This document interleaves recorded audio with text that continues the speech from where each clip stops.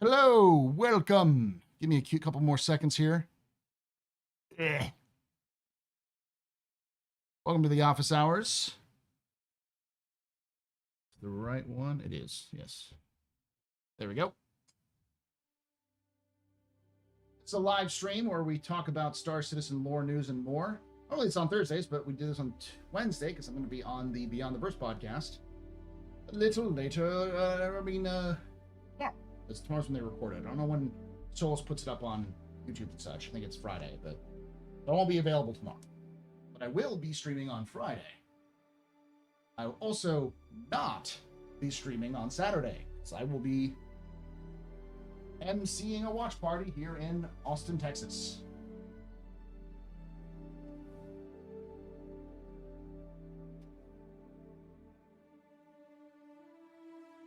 A couple cool things are going to happen. First off, on Friday, I'm going to be streaming really early for kind of a mini subathon. Doing a little bit of giveaways, but we're starting at 9 a.m.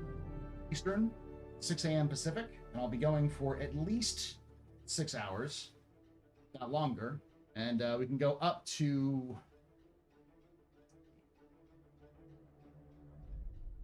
up to 9 hours.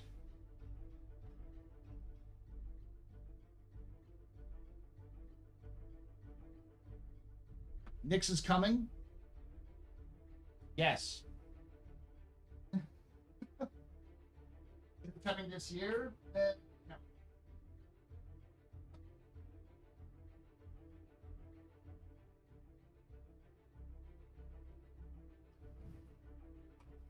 Boss fight in the notes. Yes.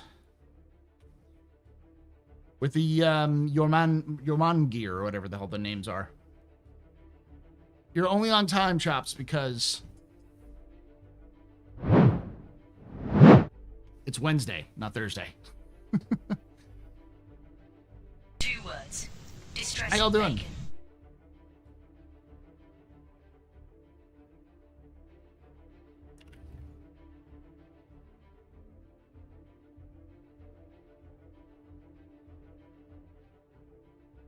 Did I miss a day? No. So I'm not streaming on Thursday because I'm on the Beyond the Verse podcast. So this is going up a little earlier than usual.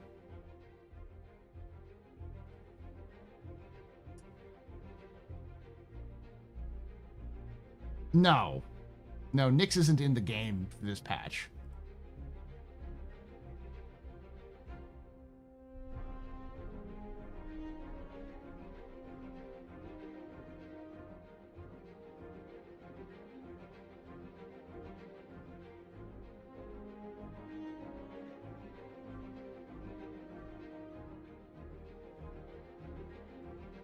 No, we're not getting to Nyx this year.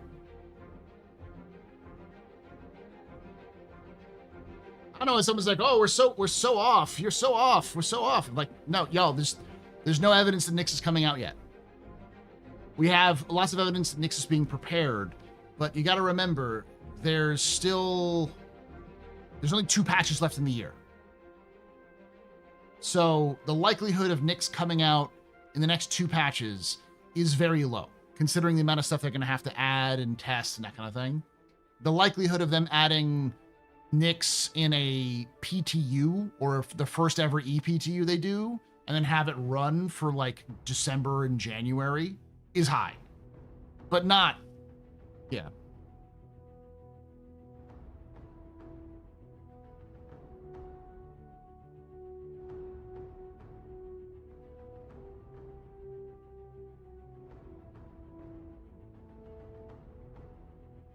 What is there to do in Nyx? Go home.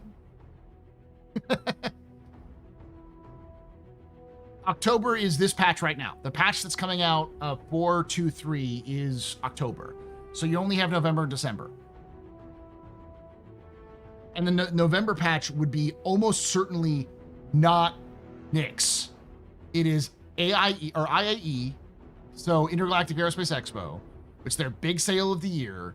CIG is very, very hesitant to pull the trigger on a new patch, like lots of new content, the same as their big patches, their big sale patches.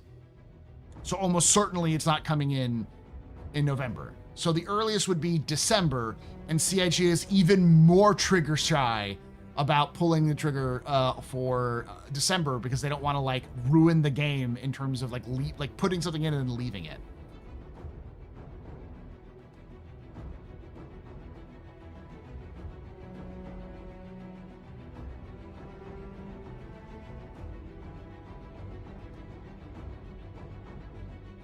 Would adding Nix cost them a lot in server costs if we don't have dynamic meshing in? Probably.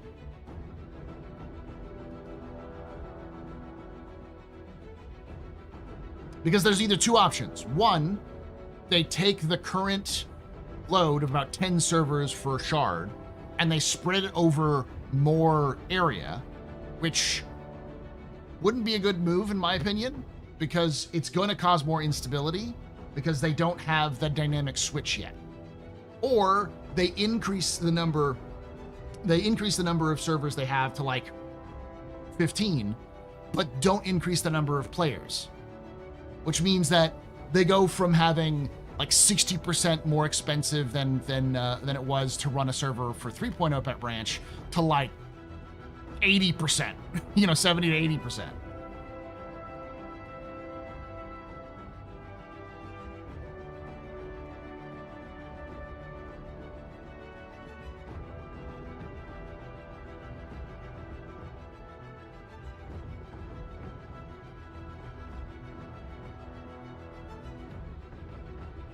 The one thing the Vandal hasn't expected is the actual citizens. No more UEE AI backstory.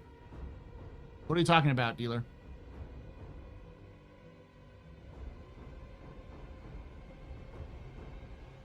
Yeah, I've been saying that they might do something like a Nix neighborhood or something like that at the end of the year. But I could also see them doing it in like the PTU like they did with Pyro at the end of the year, this last year.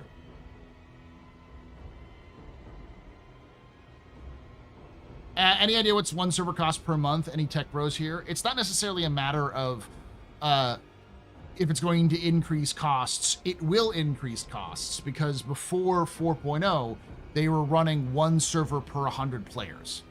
Now they're running 10 servers for 600 players. It doesn't take a lot of math to know that they're spending more money on servers than they were before in terms of volume.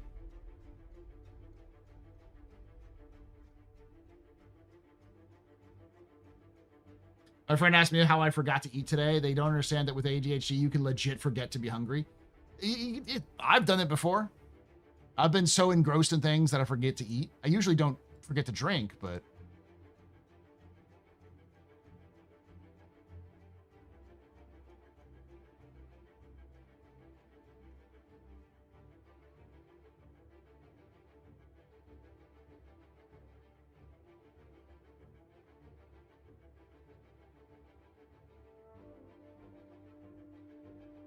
Drinks all around. Let's party like it's your birthday. Party like it's your birthday. Come on and put your lips together. Blow the candle out. Party like it's your birthday. Party like it's your birthday. I wanna make you feel real special. Put your name in lights. We are gonna party like it's your birthday. Gonna party like it's your birthday. Gonna party like it's your birthday. Blow the candle out. iFlatten just got a sub from Not Yet Forsaken. Not Yet Forsaken gifted a tier 1 sub to iFlatten. Thank you so much for gifting that to iFlatten. You're both very important publishers, very precipices, very pedestrians. You rock. Shouts and cheers in chat, y'all. Shouts and cheers. Yay! Let's go. Let's go WOOOOO. Paul's a teacher. Of course he doesn't forget to drink. Oh, God, that's true. So, Vulcan is almost certainly the next one. They've already said it's the next one. They're doing previews for it. They still haven't done a tech preview for it. If they haven't done a full tech preview for Vulcan, they did one initially, but they haven't done another one. And if they haven't done another one yet, it's going to take them at least a couple of weeks to get that done. And I don't think there's probably no resources for them to do it now. So them getting Vulcan out by the end of the year is, I think, ambitious. Because as we discovered, Vulcan fucks things up. And CIG is incredibly scared of fucking things up. So full implementation of Vulkan is going to require either them to just say fuck it and fuck things up, or do extensive months long of testing. So you're probably looking at least 1 to 2 more tests before they even decide to put it into a PTU. And if that's 1 or 2 more tests, at best, you're looking at the end of this year. But more than likely, you're looking at next year. I think they're going to say fuck it and eat it for the sake of Squadron. So they're going to do the thing that I said they were going to do for fucking year, or for this entire year, which was they're going to do all this work to stabilize the game and then realize that they have to break it in order to add new content, and just say fuck it and break the game and get everyone mad at them again.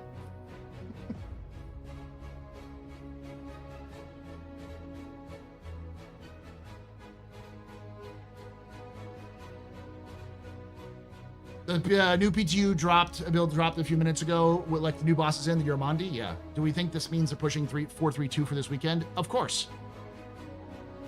If CIG can try to release it for or around CitizenCon, of course they're going to do that. If Vulkan is truly fucking up Squadron, like you say, no. I'm not saying Vulkan's fucking up Squadron. I'm saying Vulkan's fucking up Star Citizen.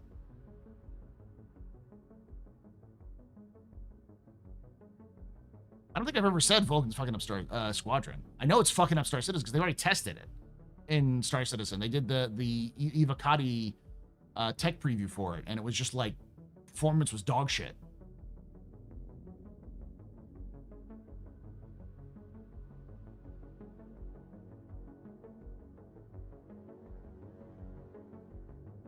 Did you say the Squadron basically falls apart after 3 to 4 hours? That would be due to Vulkan. Okay, possibly.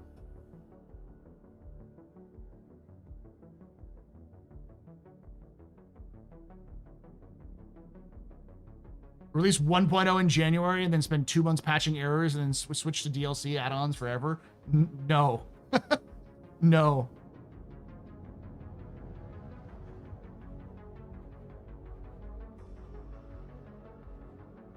I'm thinking turrets pushed back again. Did we get the roadmap update yet? Yeah, we did get the... Oh, no, that's... Yeah, we did. Let me check. It would have been today.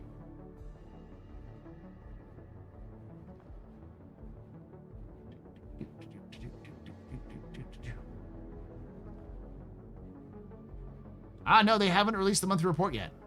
The monthly report, the roadmap update yet. That's unusual. That's really late for them to be pushing it. Which means there's some go, no-go that they have.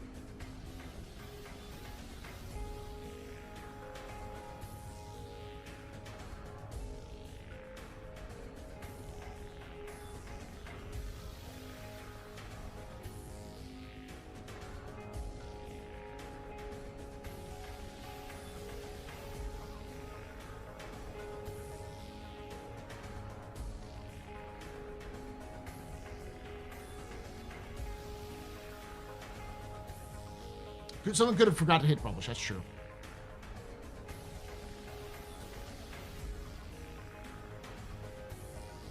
All right, I'm gonna go get something to drink real quickly, and I'll be right back.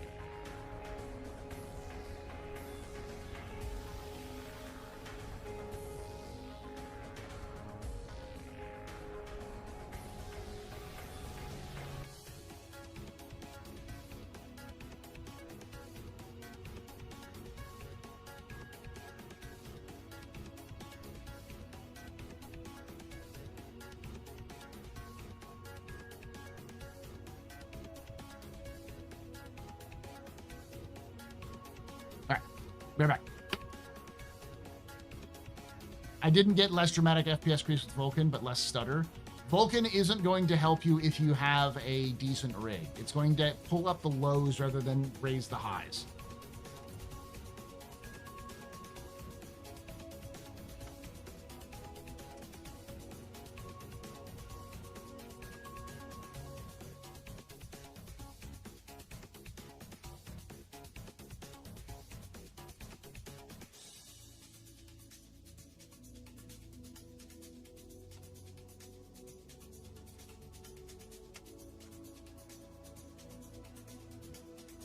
What's the deal with turrets? They already have anti air turrets. Is that hard for anti personnel? Anti air turrets target specific targets, so like they target like vehicles. With ground turrets, they're gonna have it target individual players. And I imagine what they're dealing with is the idea that these turrets can probably target players through walls, which they don't want to do.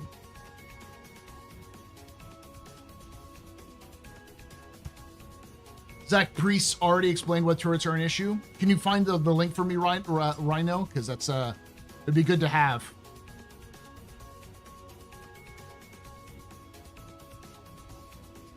Never stopped them before. Generally speaking, most AI can't shoot through walls. I imagine these turrets can.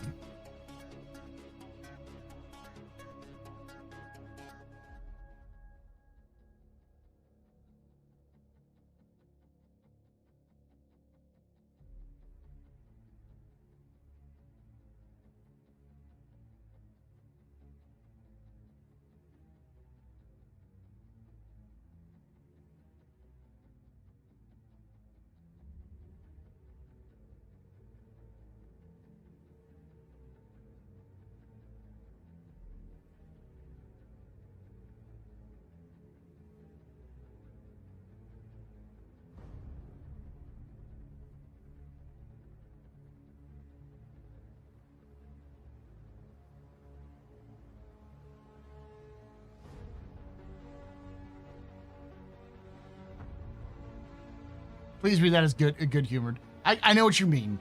I know what you're getting. I know what you're doing. So that's my fleet of ships shot through geometry, buddy. Oh, that one? I will, but you'd have to contact the head of ASD. You can even take away my space lasers. They're firing at with those weapons.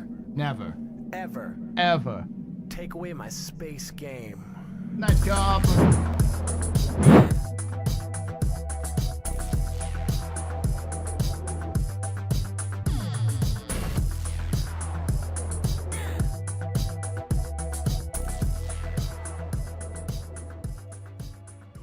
N1GHTCOB just resubscribed for 43 months. Paul, I need a reason to hunt in the CZs again.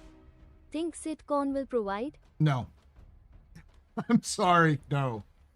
I wish you could there, Nightcob. I wish you could, but no. I don't think that'll be the case. Alright, so I'm gonna call these leaks because they're clearly not intended for release yet, but there was something that somebody found and it posted it on the Reddits.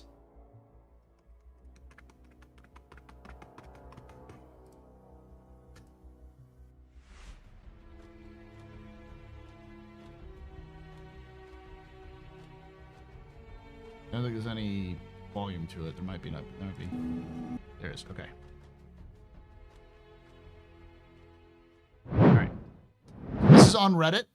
This is from the latest patch. Now, I will remind you that these areas have been set up in Pyro for a while now. I don't think they've actually been input, but they've apparently been ready to go for these things since 4.0 was originally released.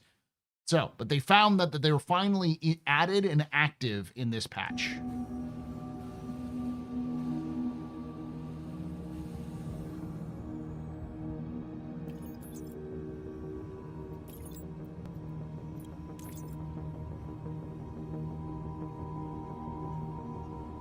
The exterior freight elevators.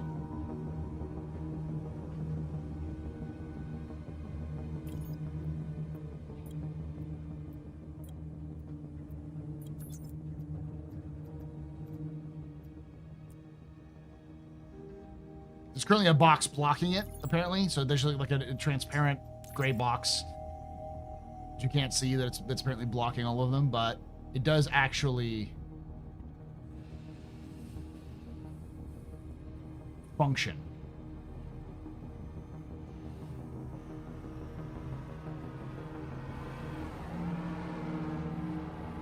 There's no clip right now, too, so.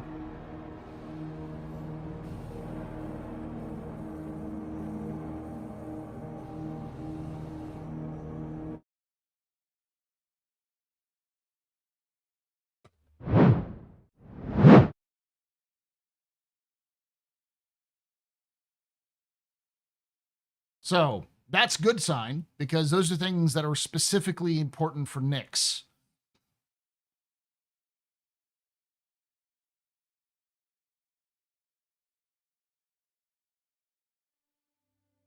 So it's in gray box? Ha ha! Yes.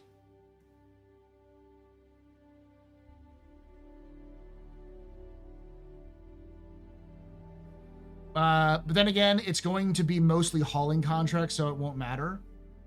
The thing about that is that it won't just be for hauling contracts. I think it'll also be for mining and salvage runs. So you can just like pull up to those places and drop off your loads directly into an external bay, so that you can like load and unload stuff really quickly. Suddenly, Nyx by end of the year seems more likely. Let me throw some salt on all of y'all's hype with some historical examples. Now, historical, what's the old adage? Performance does not indicate future performance, but it does indicate patterns and procedures and generally how CIG's culture functions.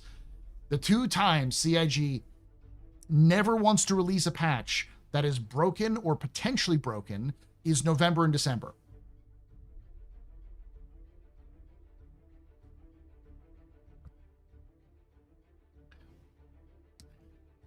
And what patches do we have left? Potentially 4.4 and 4.4.1, or 4.4 and 4.4 and 4.5. Most likely, we won't even see 4.4. We'll probably see 4.3 and 4.3.4. The reason why is IAE is November, and they don't like to do major sales. They don't like to have major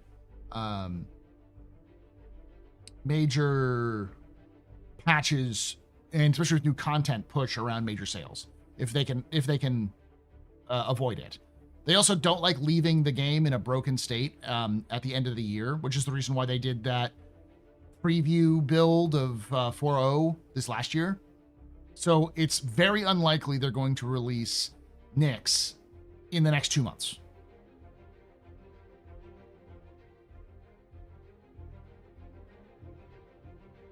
I will counter with lore. Man, lore is great, but none of that lore is actually in the game yet. It's all been leaked. It's all in files that haven't been officially released yet. They could theoretically do another 4.0 preview like they did over the winter. They could, but I don't see them. There's probably not a lot of advantage in doing that.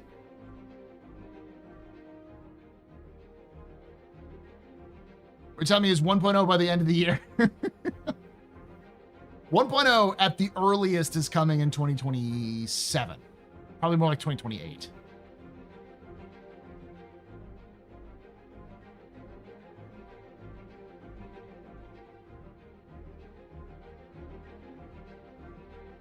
So you're saying there's a chance. There's always a chance, but it's highly unlikely. I think the best chance we have is like the Pyro Playground, a kind of a Nyx neighborhood for them to release for us to play around in, but it's probably not going to be that much. It's always 2 years. Yep.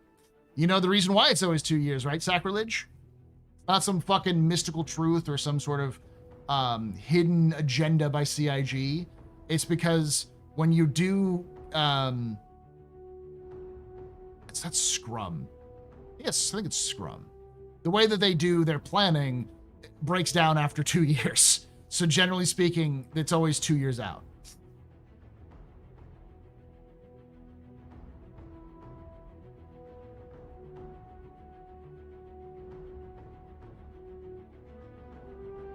I've got great news. What's that, Dredgen?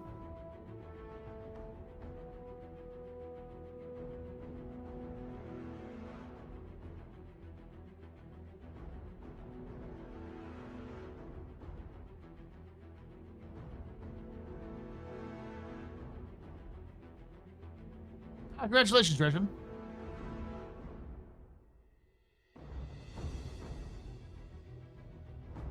Is it Agile, not Scrum? Thank you, Sacrilege. I always forget the actual definition because I know it's like You can take away Agile, my spaceship. and then there's other shit like that. You can take away my space suit. Suit. I think You can even counted take away in. my space lasers. No pew-pews. But you can never, Never. ever Ever. take away my space game.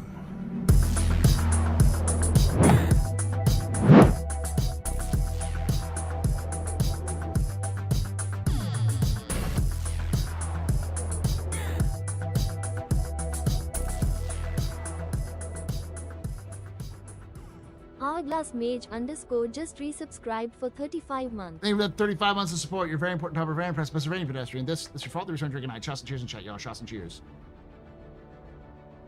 So what you're saying is Dix is coming in 3 hours. Yes. Always.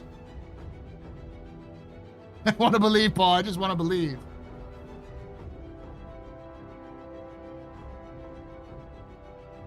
That's nearly 3 years. Shit. Welcome to the club. It was very funny watching a video, which I was like, this is going to be one of those videos done by JV.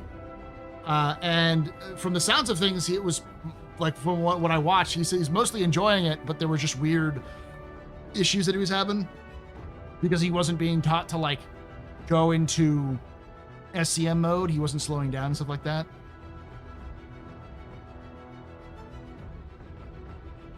Always 3 hours, never less, never more. Exactly. And then if 3 hours happen and then it's not out, then it's three hours after that.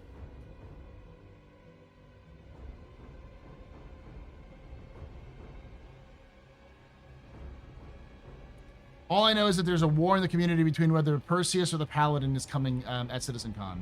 Both of them are coming out at some point this year. It doesn't matter which.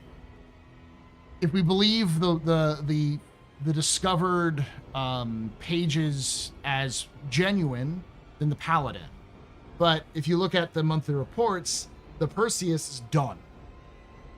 Like, it's done. So it being out in October makes more sense. That's the other reason why CIG is probably pushing for the release of the patch this weekend, because they want to do a big announcement of new ships that are coming out this patch, and they want to be able to sell them the same time that the patch releases. So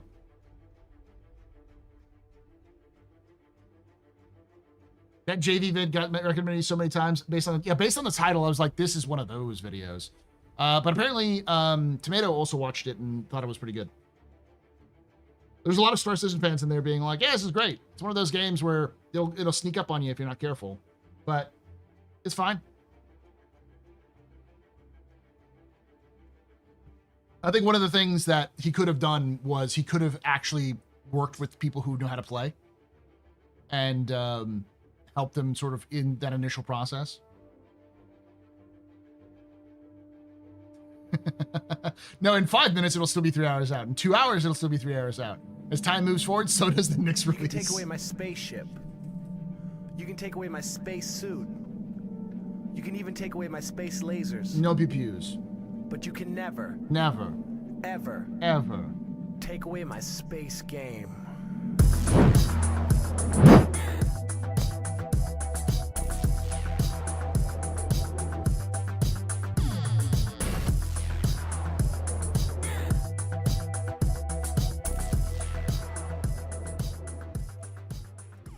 Dry Khan just resubscribed for 47 months. Thank you so much, Drycon, for that 47 months of support. You shots and cheers in chat, y'all. Shots and cheers. Woof. Did they say they have a concept sale coming? No. Not really a concept. It's going to be CIG's technically not a concept.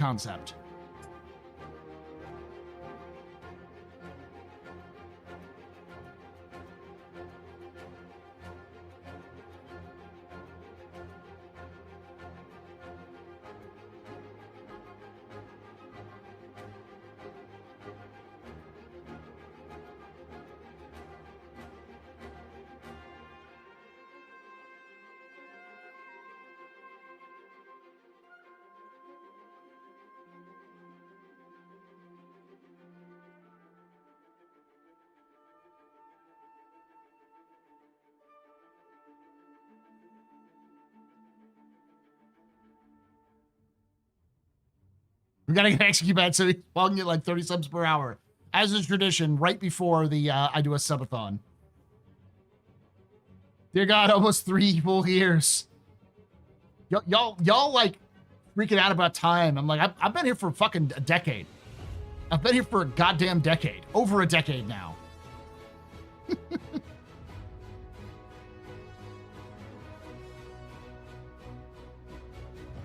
And so the Star Citizen backer lives in eternal state of hype. I disagree. There's a cycle that the Star Citizen backer goes through, which is very similar to most speculative investment backers, which is, it's so Jover, oh no, and we're so back, baby. It's just, it depends on the time. So we're the tail end of the bust cycle, and we're moving into a boom cycle here in October, which will peak in November, and then in December will start coming back down, and everyone will start thinking that Star Citizen is failing and CIG doesn't know what it's doing. The cycle of abuse. No, it's the cycle. It's the cycle of impatience, and then like March or April, it'll start pulling back up, and it'll peak in June, and then back down in the summer.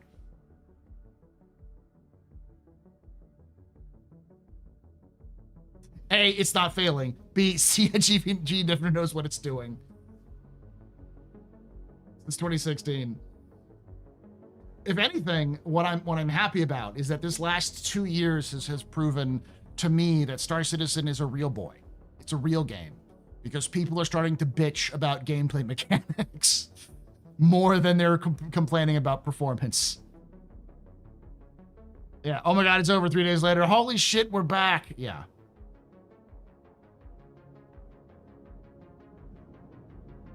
Did I not change the title? It should be. I should change the title.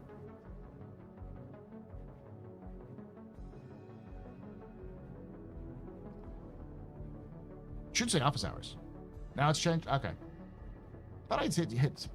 I hit the problem with Twitch, and I blame Twitch on this. So I'll change the title and hit done, and it doesn't actually change the title, and I have to hit it like 2 or 3 times for it to actually change the title.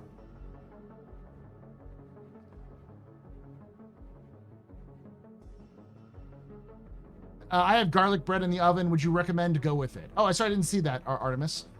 With garlic bread, spaghetti, obviously. Spaghetti is the best combo with garlic bread. Ravioli is another good option. But any sort of pasta is a good combo with garlic bread.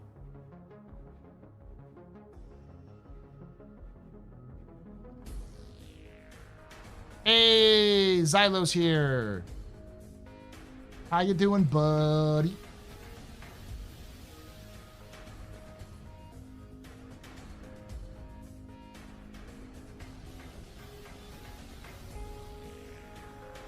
Garlic bread would sound good if I didn't just eat a bunch of chili.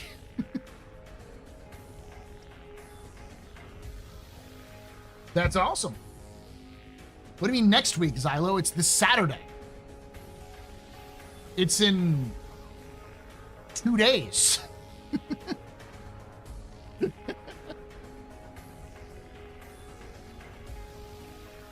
Carbs on carbs. You know it, baby.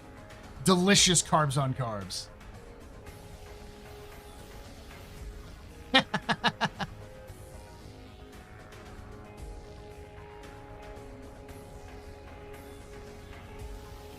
Everyone freak out. Xylo doesn't know. Someone run to Reddit and post that Xylo forgot it's CitizenCon this week.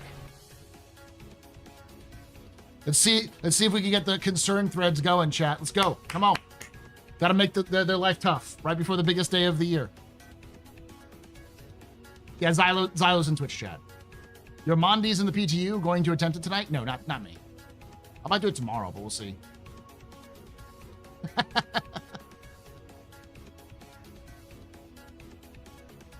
I'm looking forward to hanging out with you and all of the other. By the way, chat, I'm doing a live watch party with the Texas Bar Citizens. I'm emceeing it with Solus from the Beyond the Verse podcast, and DJ Knight will be there as well. I was like, oh, there's like 200 people, 200, and you sell 200 tickets. And you're like, okay, we get 200 tickets. Easy. And if we get 200 tickets, only maybe 113, 150 will actually make it. We had 300 tickets sold. All of them were sold. It is sold out. While I'm sure there's not going to be 300 people there, the potential to have 300 people for a watch party is kind of insane.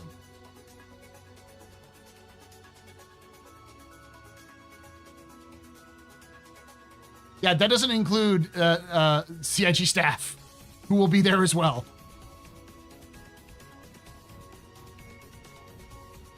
I'm hoping, why am I always, Elwin. I'm hoping Elwin makes it.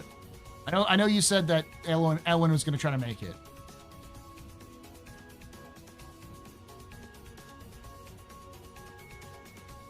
Elwin will make it. Sweet. So Chris Smith. Nice. I didn't know that Chris Smith was even still here. You'll be there. Knowledge, aren't you in like Minnesota? What are you coming down to Texas for?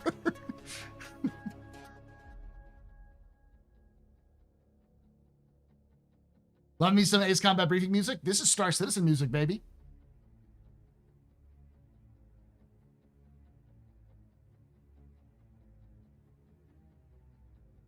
The hype is so real for this CitizenCon. As always, I'm going to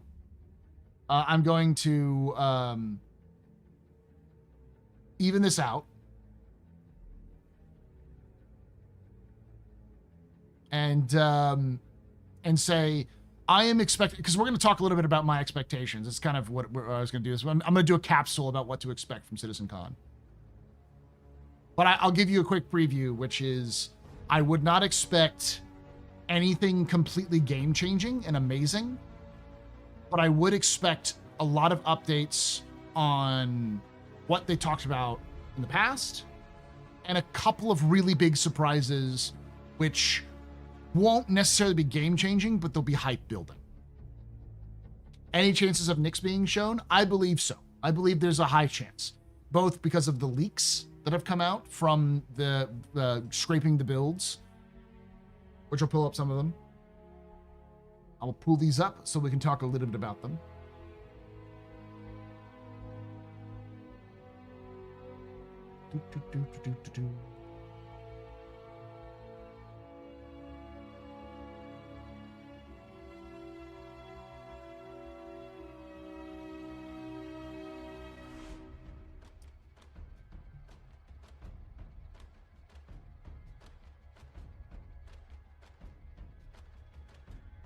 So, the event.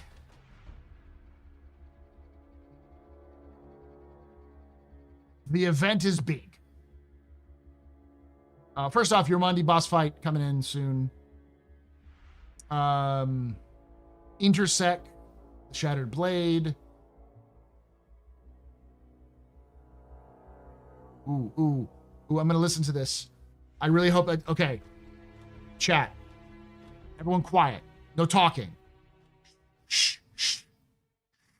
All right? Teacher's talking. Teacher's going to play some very important audio clips, and you're going to respect. You're going to respect my man Elson, because he is one of the OGs of the game. Okay? Okay? Y'all ready? Now you sit down. Sit down. Okay? All right. Hey, the system's bugged out. Stop the transfer. Make sure you're aligned right and the loading area is clear. I'll look to see if it's something on my end. Oh, hey, you'd like to move some cargo. Okay, Take away my spaceship. give me a second. Just need You to can find take the away my right space button. suit. Oh, You can even take away my space lasers. But you can never, Never, ever ever. take away my space game. Silo totally didn't want to stop the leaks.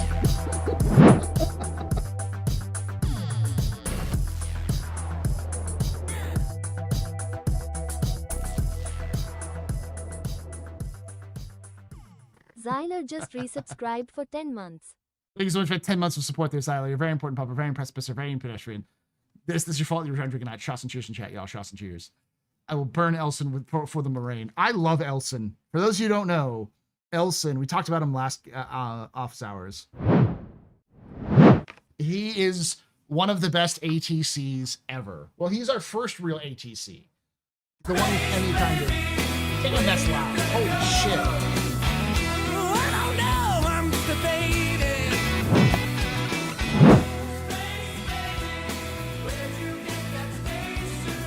You say, I don't know, I'm just a baby. You don't know because I'm just a baby. Saint 3 Kid just had a space baby. Jesus, fuck. I didn't realize it was that loud. I go back in and fix that. Thank you for that 9 months of support. You're very important, public, very precipice, very pedestrian. You rock. Shots and cheers in chat, y'all. Shots and cheers. Stand by for Titanfall.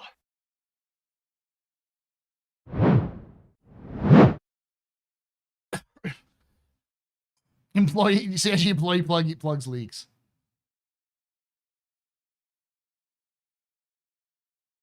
What's a space baby? Well, 9 months ago, Staked did the worst possible thing you could do, which is subscribe to a Twitch streamer. And 9 months later, You can take away our my Twitch baby, spaceship. our space baby is born. You can take away my space suit. You can even take away my space lasers. But you can never, ever take away my space game.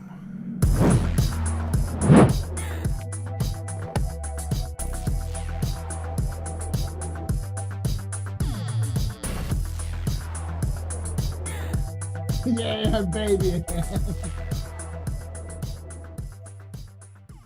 Mithras_1 just resubscribed for 10 months. Thanks so much, Mithras, for that 10 months of support with Twitch Prime. You're a very important pupper, very precipice, very pedestrian. This is your fault. You're just drinking night. Shots and cheers in chat, y'all. Shots and cheers.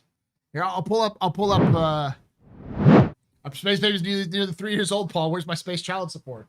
You have to find the file it with a UEE and come find me. You'll never find me. I'm in Nyx. Let me see if I can't.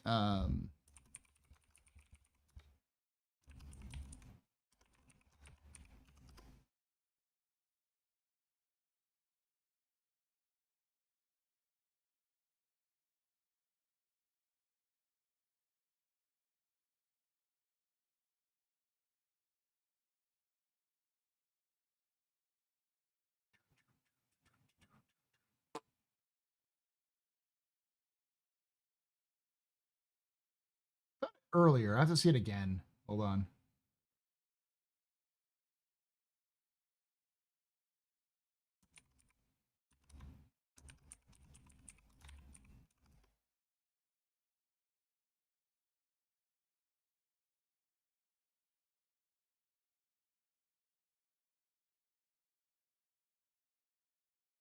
Here we go.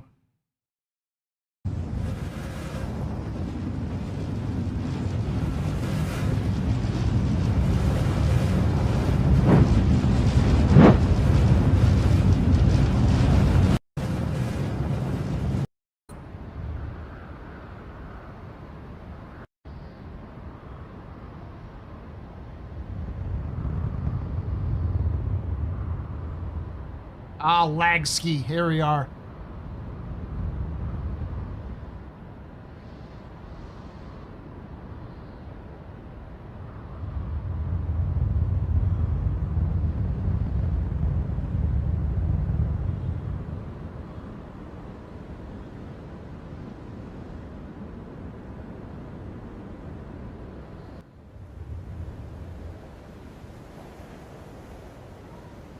It's home, chat. It's home.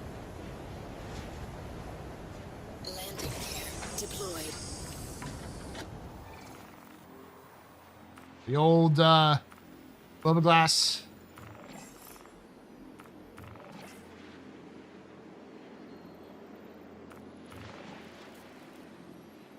Here you go. One hanger coming up.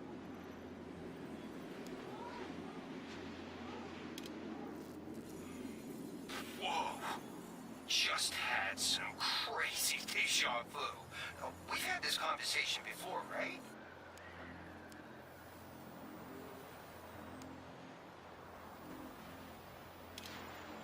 You've already asked me that.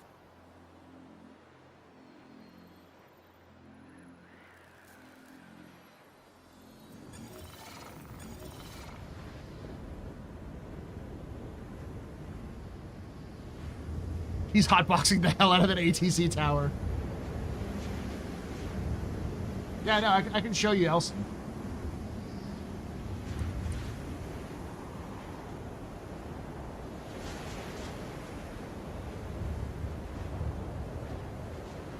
Elson Mackin is his name. And yes.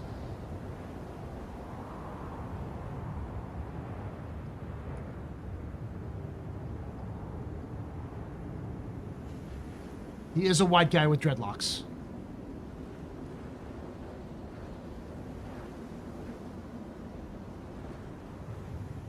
I don't even know what this patch is. This is probably one of the early 3.0 patches. Because that's the old 300 series. It's not even the new 300 series.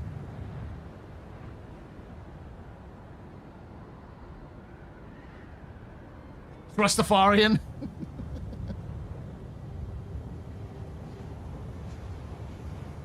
And done. Welcome to Levski.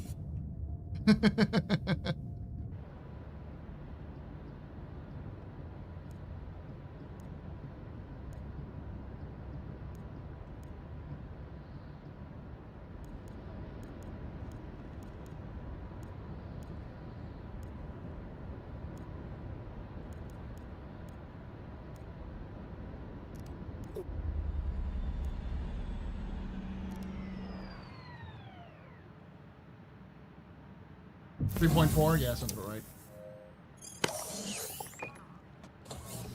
Love the old animations.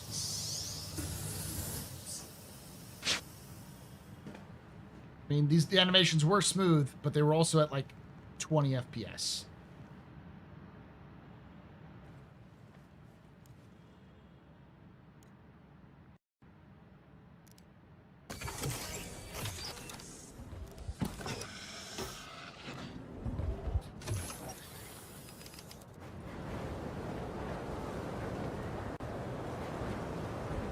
The best part was when he, because there was a bug with the early ATCs where when he actually would pop up on your ATC, like on your screen, like you see like the mission givers now, but his character model would bug out, so he would stand rather than sit. So he was standing. So when you called him, it was just his crotch, just right in your face. It was just Elson with his crotch right in your face as you're trying to call for help.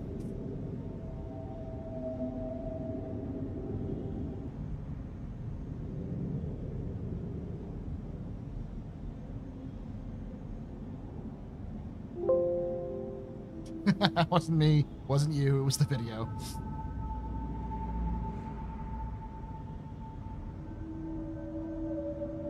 I'm with you, Grim. I want to seem a little bit more complicated, at least a 3 or 4 step process, not just a 1 step process.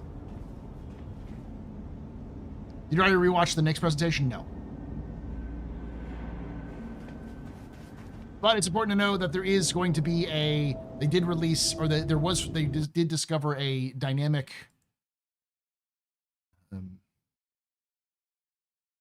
just for fun. Before we get into the video, I'd like to let y'all know that I'm doing a giveaway for an LTIR. All right. Unlawful system.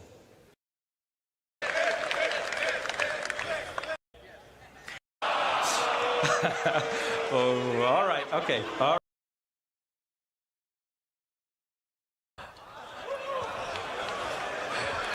Let's take a sneak peek at system number 4. Here it is. Well, it's awesome, right? All right. No, in order to reveal the 4th system, let me take you on a little history lesson.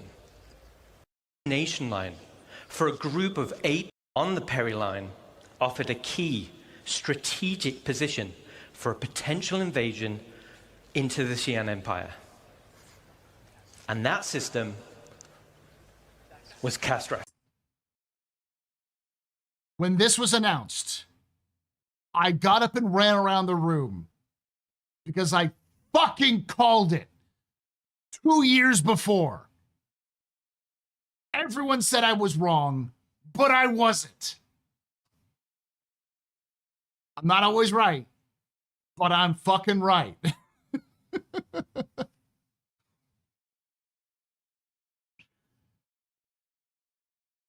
To give you context, this was recorded last year. Let me tell you, I have it on fucking film, all right?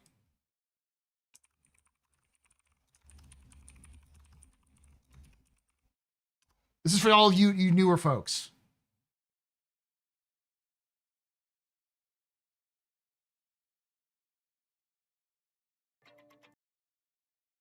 This was posted on July 26th, 2022. This was announced on October of 2024.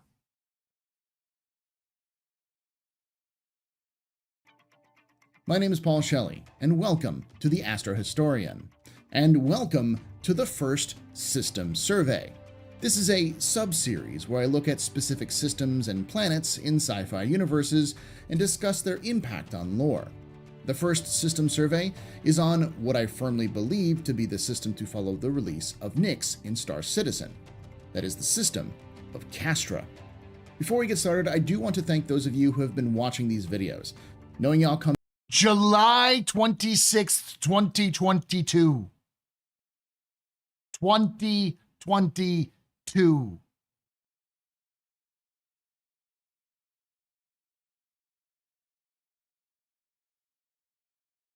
This is why we call it. You were calling me Lorstradamus before this.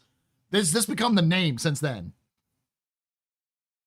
I thought it'd be Hadrian. Nah, I wasn't gonna be Hadrian. Hadrian required Terra to be out. Because I think Hadrian's only connected to Terra in terms of new ones. This is why the name sticks.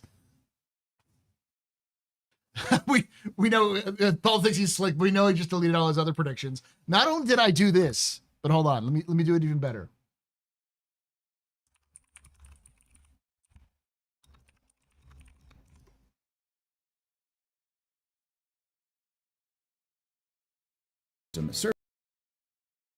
But on July 30th, a week later, I released this. Oh, no. Okay, the first 5 systems of Star Citizen. Okay. The next system is likely going to be Castra. I already did a system overview of this system in my first system survey video. How many times can I say system in a sentence? Which you can check out in the top right. However, I will give you a quick breakdown of what the system is and why I believe it will be the next system after Nyx. Discovered in 2544, in the middle of the Devaran War, this system has always been tied to humanity's relationship with the Xi'an, as it lies close to. All right, you'll get the idea. Let's watch the Castra, the Castra video because it's fucking amazing.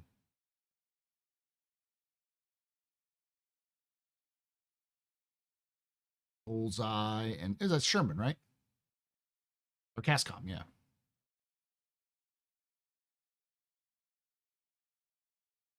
Here you go, chat. Above all else, let's head down to the surface and check it out. Breaking through the clouds, you'll find a landscape full of great lakes and lush crimson forests. And as you saw in the CTG presentation, legitimately, David, I have asked Xylo in private, like, what about this, Xylo? Xylo's about something. And Xylo's just like, no, that would ruin the fun. You need to know this, Paul. You need to experience with everybody else. Xylo is, above all else, dedicated to making sure that everyone is surprised by news as much as he can, because he wants people to be surprised by it and is hyped about it like everybody else is. You can see how we're going to make these worlds with the new technology. High up on the mountain range, here at the highest... Let's take a look. You read the script perfect. I'll wire the money now.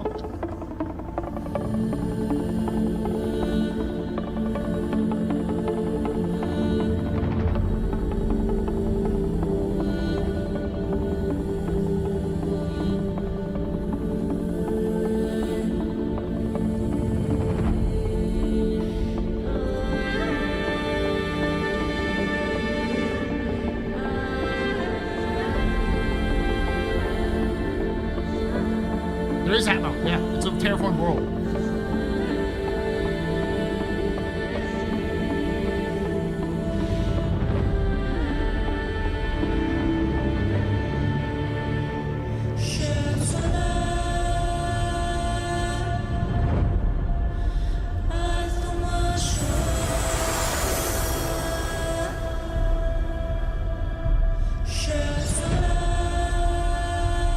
I'd like to remind you, this is one of the most...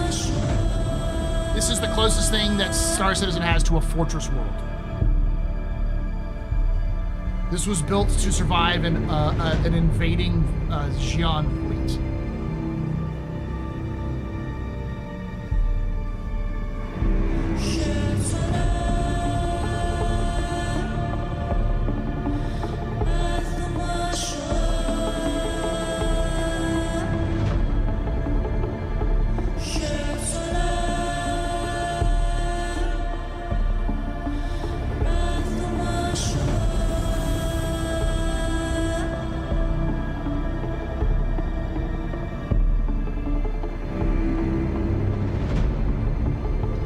That's Pedro. Of course, Sherman.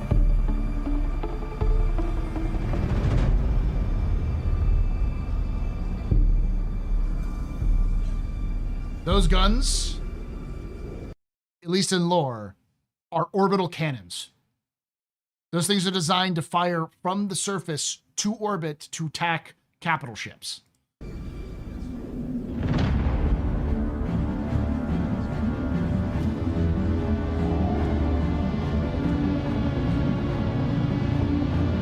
What size are they? Fuck you size.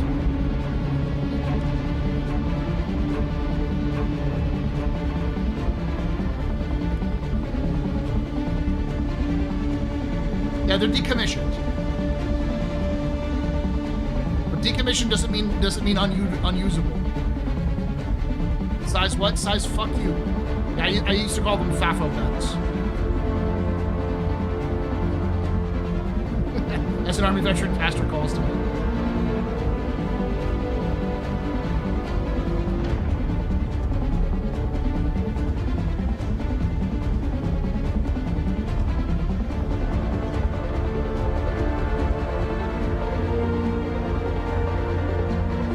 I think those guns are as big as an Idris.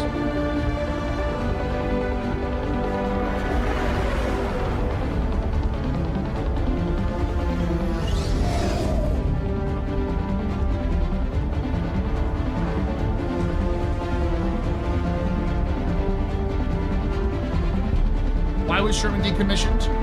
The Xi'an War never happened. Humanity and the Xi'an started to trade, and so there's no reason to have a literal fortress world on the border of the Xi'an Empire.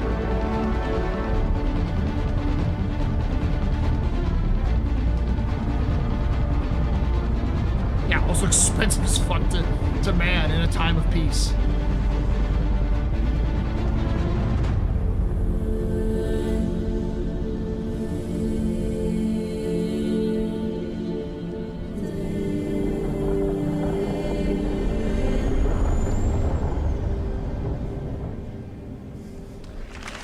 Cold War ended.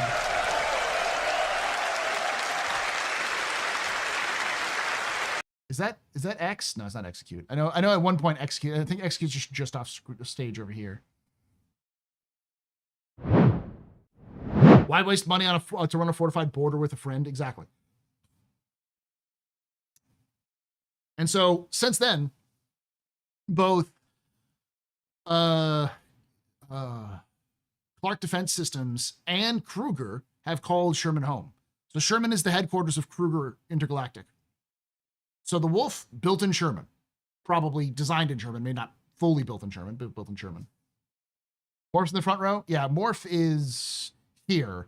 He is far taller than you realize. Why have the old X when you can have the new and an older X? I'll be right back. For science, how you doing, buddy? Good to see you. Yeah, it's basically, you can imagine the that Castra is a lot like modern day Cold War bases in the UK. You know, like there's a lot of joint air bases that existed in the UK between the US, Canada, and the British. But they sort of decommissioned a lot of those after the Cold War because it's just like there's no reason to have giant air base to like propel weapons of mass destruction there when you don't really have a need for weapons of mass destruction there anymore. All right, be right back. I wonder what it would take to reactivate just one of those guns. Probably not a lot. I imagine they're not like decommissioned in the sense of like destroyed. I'm sure they're just like plugged and removed some parts of it. Where's the CNOU headquarters? The second best system in the Empire, Bremen. Barcelona! Barcelona!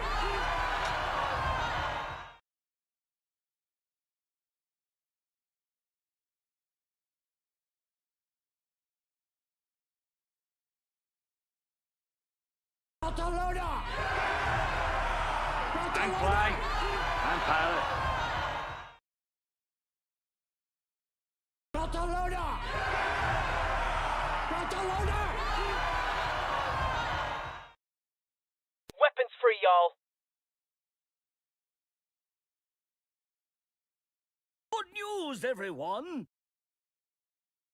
Stand by for Titanfall.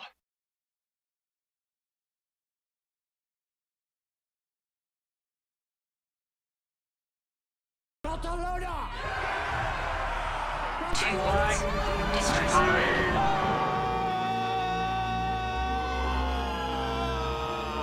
Two words. Distress bacon. Yeah, Kruger's based out of Sherman. Hello, the AstroPub. So we'll get the flight to fight the Van Duel and see them in game before we see in the Banu. Yes. That was always going to be the case. Well, technically, we've already seen the Banu.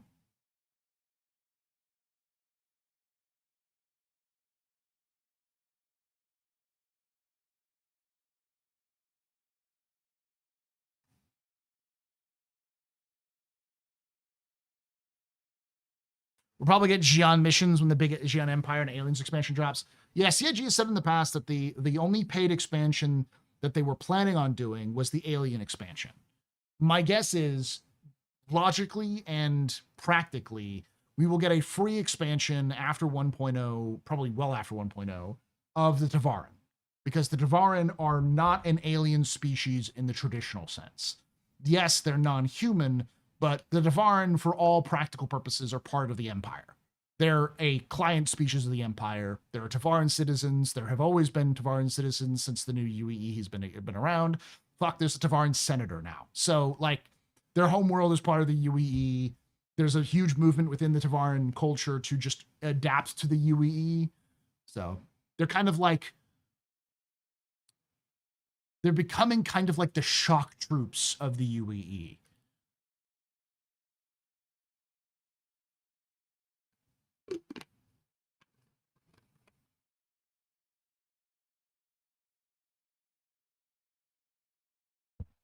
That's a good question. How soon after the Van Duel do you think we'll get Banu NPCs in the game? After Squadron 42 is released.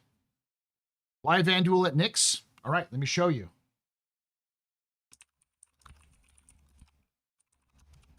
It's one of my favorite reasons.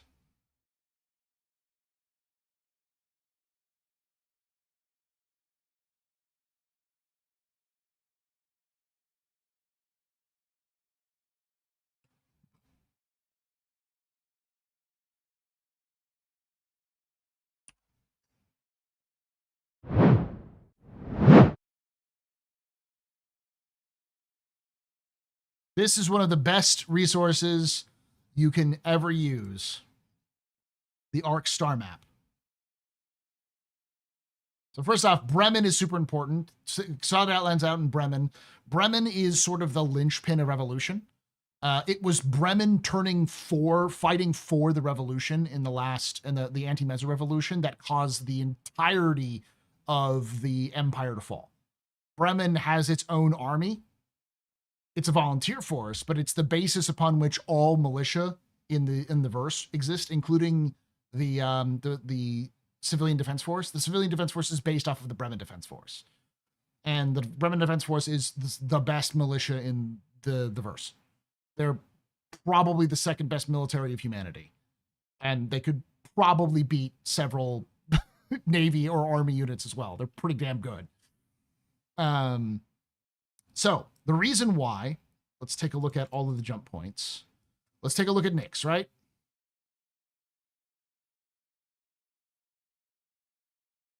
So Nyx has a jump point to Bremen, Castra, Tohill, and this little jump point, Pyro, and Odin. And of course, this little jump point right here to Virgil. Virgil is a Vanduul system. It's a former UEE system that fell to the Vanduul, and we can thank pretty much. If you like the Ikti and you like big stompy robots, the reason why combat big stompy robots exists, as far as we can tell, is because the descendants of Cyrene, the planet upon which was the main planet of the Virgil system, who fled the fall of Virgil, decided that revenge, generational, genocidal revenge, was the only answer to the loss of their home world. So right now, the people of Virgil, the children who were born of Virgil refugees, are still holding on. Like, we're talking like 3 or 4 generations since the fall of Virgil. They still fucking hate the Vanduul. And it doesn't help that their new home most of them is Vega, which was just bombed to death by the Vanduul. So needless to say, they're going to hold the grudge for a very long time.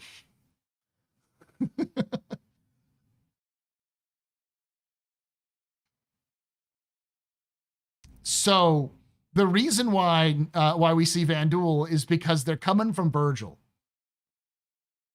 So if there's a civil war, the side that Bremen chooses has a better chance of winning? Yes, almost certainly. It's the reason why, as far as I can tell, Terra is doing a fuck ton of courting with Bremen. There's a lot more Terran business people in Bremen than there are Sol business people. Why doesn't the UE have more patrolling Nyx then? Because the Vanduul aren't they aren't a consistent threat. They're not a static threat. They're they come in waves. And up until recently, Nyx, which is its own independent system, they just fucked off. They just said, okay, well, we're an independent system. Fuck you. Don't come to us. They're filled with the anti-UEE radicals. Like, they have been since the Mezzo era, and they've never stopped being anti-UEE. They do not like the UEE. And they're not the only system. There's Oberon, which also got recently invaded by the Vanduul, but effectively the UEE military stance has changed. They went from being let neutral systems fend for themselves to it's all humanity or no humanity. So they just say, fuck it, we're going in whether you want us or not to defend the area.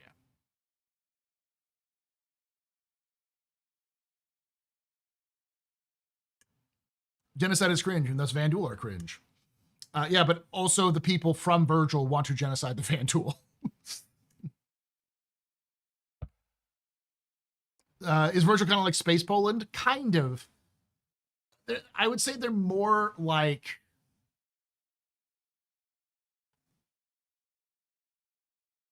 Yeah, I could say Poland is a pretty good one. Maybe Space Korea. The Vanduul are independent clans, not a united force. So when like you see Vanduul coming into Nyx, if they just get raffle stop, it's important to note the Vanduul are bitches. Like they are absolute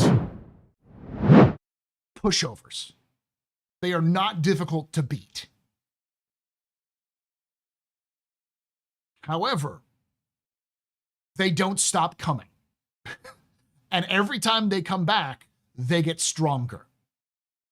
More of them show up. Basically talking about them is like they're like kind of like orcs in 40K, where because their entire culture is based off of meritocracy, where the best commander gets the most troops, every commander wants a harder fight so that they can prove that they're better than the previous commanders who lost that fight to then get more reputation. So they fight amongst each other all the time. But if they can fight an external foe that's stronger than them and beat them, then they win.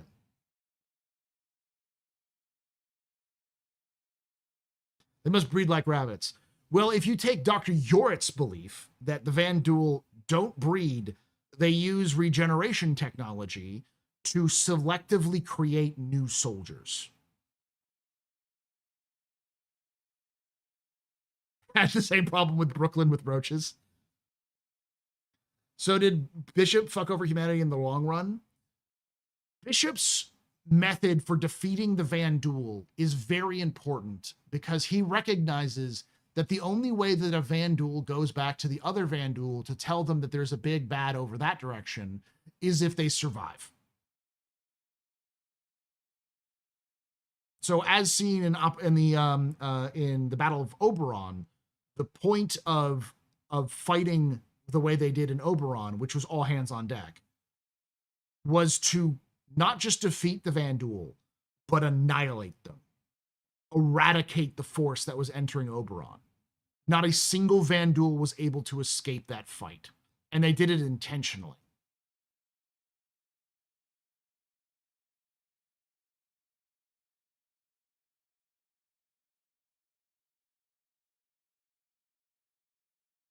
Are Vanduul invulnerable to radiation at all? Yes, they are. They are vulnerable to radiation, but though they can EVA without suits.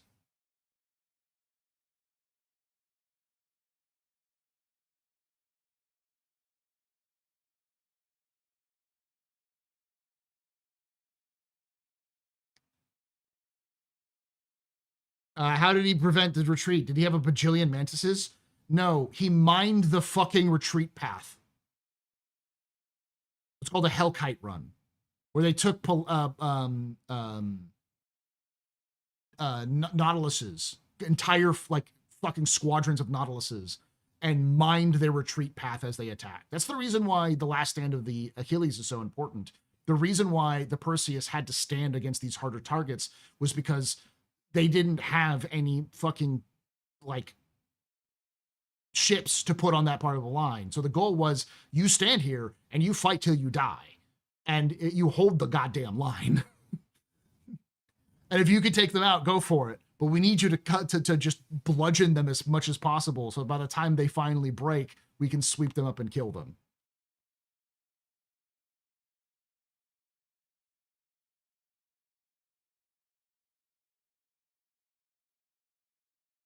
They do have QDs. Why can't they just quantum away? Because you have to get out of quantum to get into the a jump point. So if you're trying to flee to a jump point and you get out of quantum right in the middle of a minefield, you might have a problem. Yes, the UES Retribution was at the Battle of Oberon, but it didn't engage the target. It was there because they were afraid that a kingship might show up. And the Retribution is designed to kill a kingship. We have never discovered female Vanduul. Nor have we ever discovered children Vanduul. We've invaded Vanduul ships, disabled them, boarded them, fought them, but we've never, even outside of combat areas, have we ever seen a female or child Vanduul.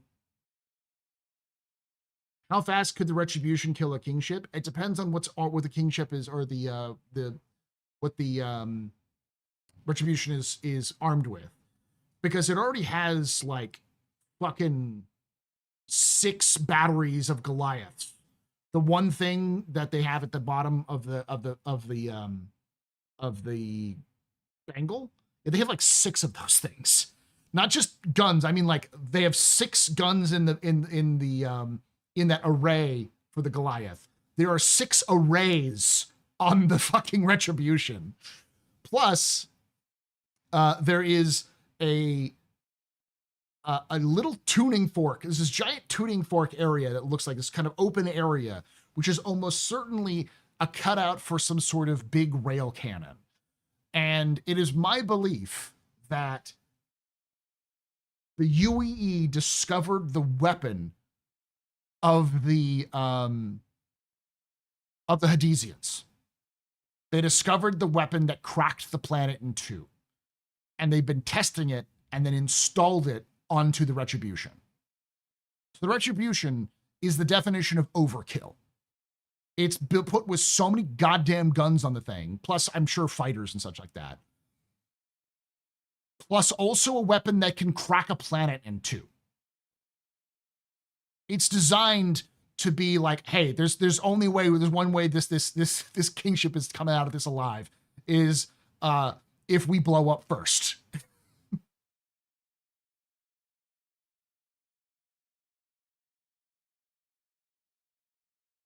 Glass is 4 guns. Okay, 4 guns. I thought it was 6. Might be 4. But even then, that's still 4 times 6.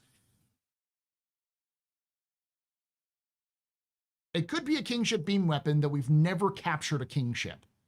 We did capture what was probably a cruiser, not a kingship. Are Goliath's rounds the size of an Aurora? Yes.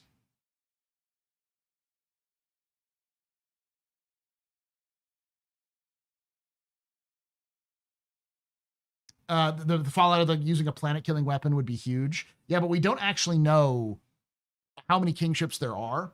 We haven't seen many of them. And we assume that a lot of kingships are generational. So they've been around.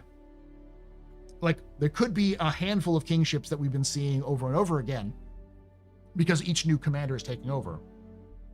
So there could only be like 5 or 6 kingships in the entirety of the Vanduul. So you only really need 1 or maybe 2 Retributions to actually take on all of these.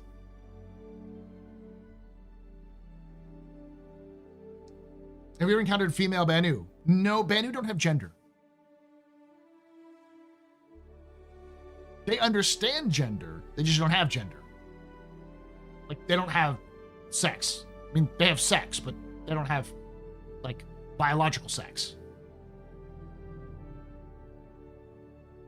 Could be a Mauler, but the Mauler is a destroyer, as far as I understand. I know everyone's hyped about the Mauler because that's the thing you fight in the leaks of the Nyx stuff. But yeah.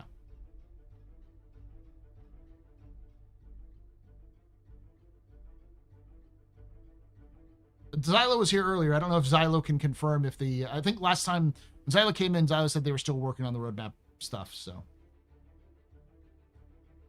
They don't have sexual dimorphism. No, but the thing is that any two Banu can create a child. As long as they choose to, they can create a child together. There's no, like, you have to be one version of a Banu and then another version of Banu. Like no. Like, 2 Banu, like Billy and Bob, can get together and they can have a baby. New Worms the P2? Yeah, the Yormundi. Yeah, there were only 3 battles where the kingship was present. The Battle of Orion, the Battle of Cathcart, I want to say. Not Cathcart. The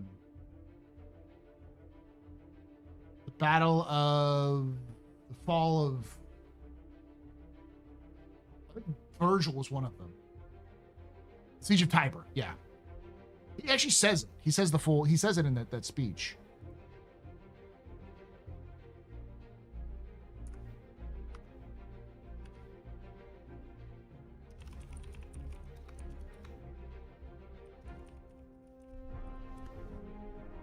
Roadmap just went up? Okay, let me pull this up real quickly and I'll speech.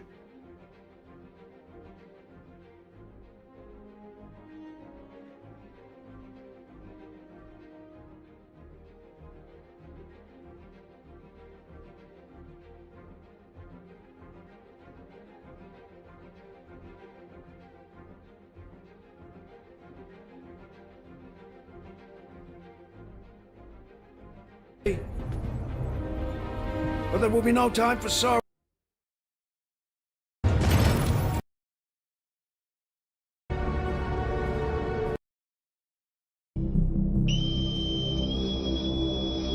About time. Shut.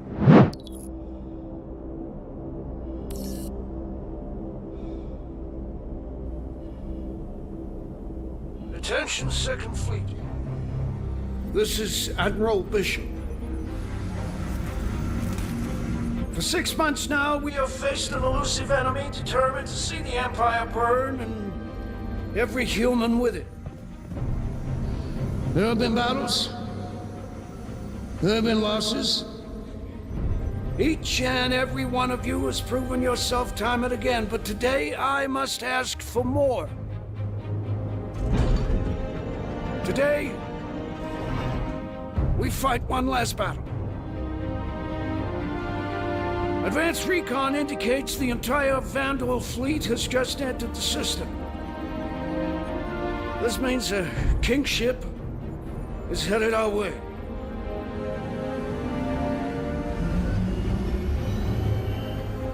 Now, some of you will not survive today,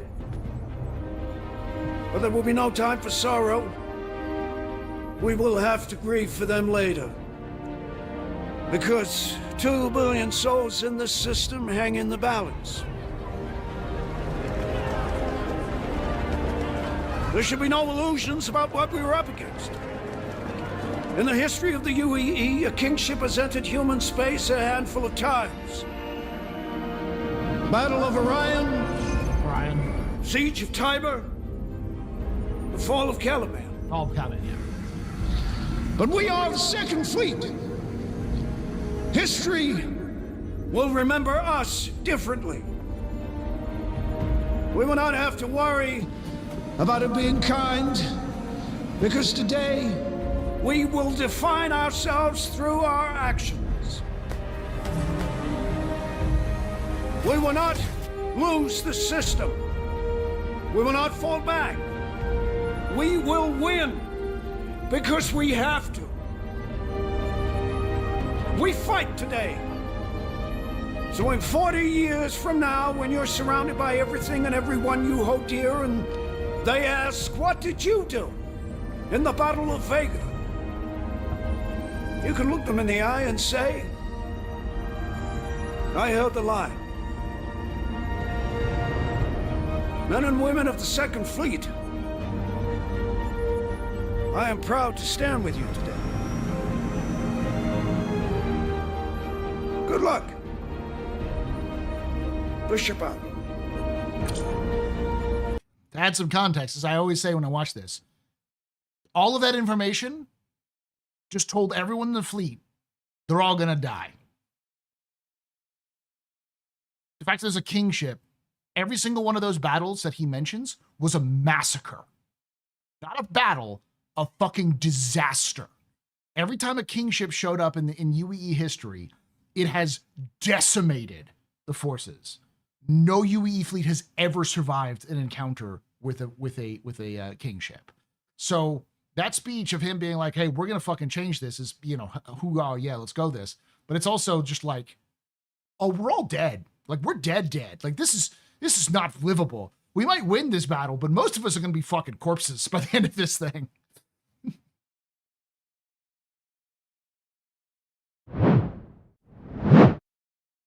I watch the cutscene, kids. He's basically saying, I'm proud to die with you today. This was pre-regen. And I mean, you can even see the battle. Like, fucking, I would say 30% of the whole goddamn fleet was just gone. And also, let me pull out this real quickly. There's another Squadron 42. Let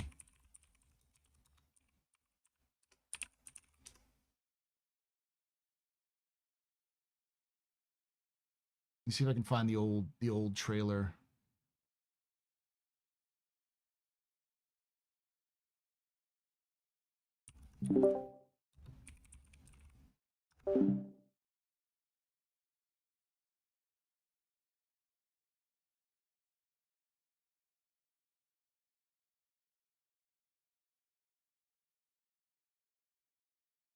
This is the one I think.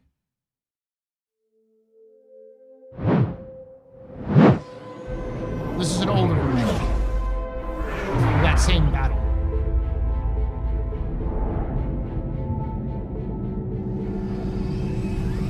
Sea belongs to CitizenCon. Yeah. The OMC aren't the only ones listening into comms.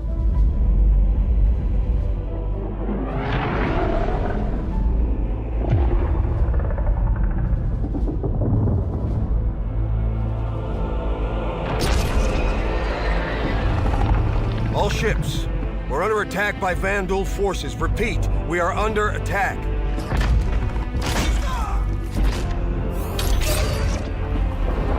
This is New Corvo. This is the city of New Corvo. This is what happened at the end of the attack on Vega. There have been battles.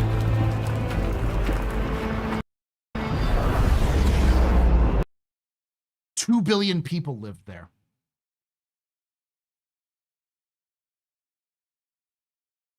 That's what's left. Not everyone's dead, but the whole city's in ruins. Now it's a ghost town. Yes. You can actually see in the prologue that they're getting through the line. They even say over some of the comms, like, they're getting through. We can't hold them back. So the bombers were getting in, and they even landed troops on the ground. So there was a firefight. There was a ground engagement between fucking police forces as well as like Marines and such like that against the Vandal of the Force. So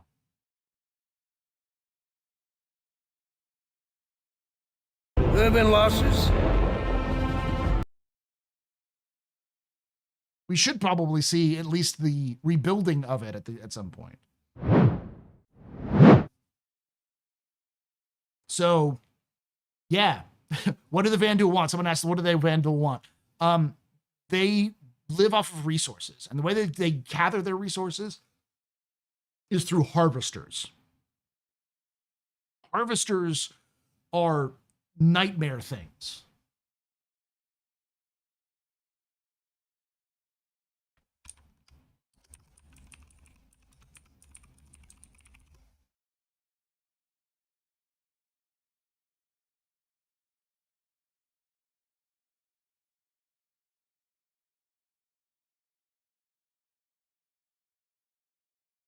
This is a harvester.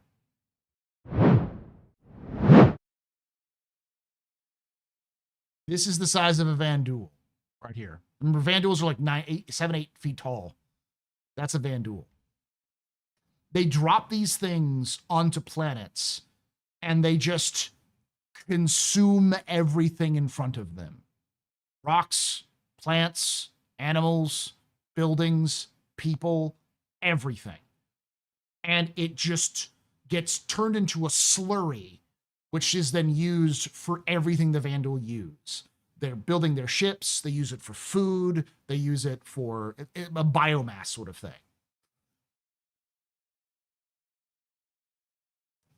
Vandal worship knives, sort of. They worship knives because they kind of have cults of personality. Do you think they're still harvesting Virgil? Most of it is dead.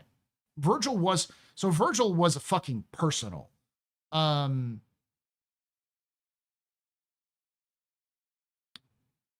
I forget what happened before. I think it was. I always want to say Cathcart, but Cathcart's Spider, where Spider is.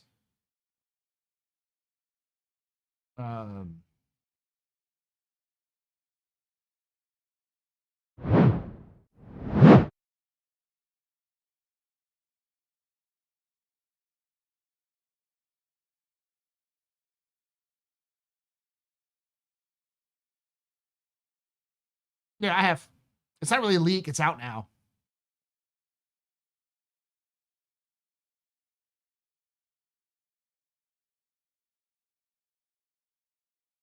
A weird hybrid between elites, brutes, and Tyranids and orcs. Yeah, it's almost like they're a completely unique species.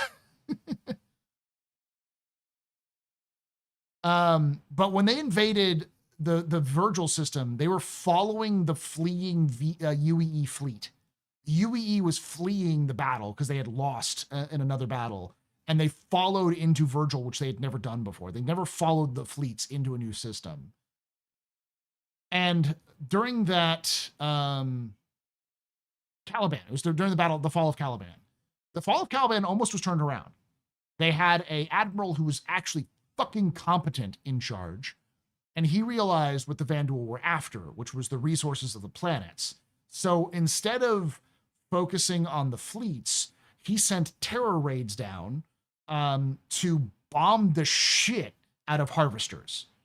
And they didn't just bomb harvesters, they nuked them. They hit them with antimatter weapons. So they went scorched fucking Earth on their own planets because they're basically like, well, the Vanduul want this for resources. If we turn everything into glass, you can't get shit out of this anymore. So they glassed their own planet. And that slowed down the Vanduul because they weren't able to replenish their resources. And then they began to do hit and run attacks on the Vanduul in the system and slowly rolled the Vanduul up into our own pocket. And then right when they were about to win, the fucking Mezzers did what they always fucking do, and they fucking pulled the dude. Actually, no, they didn't pull the dude. That was a different one. He died because, though it was the Mezzers' still fault. The Mezzers forced him to attack, and so he was forced to attack a losing battle because a new goddamn jump point opened up to a place that no one knew about, and a fucking kingship showed up. So he was forced to attack the kingship and failed, and he was able to do a lot of damage, but his ship exploded. His replacement said, well, we'll just roll them up by just throwing a gigantic fleet at them and defeating them, and proceeded to get their fucking butt smacked, and then they had to flee into Virgil. So the Vanduul didn't consume Virgil. The Vanduul got revenge for the antimatter bombing of I just had it and I keep forgetting it. I keep calling it Cathcart, but it's not.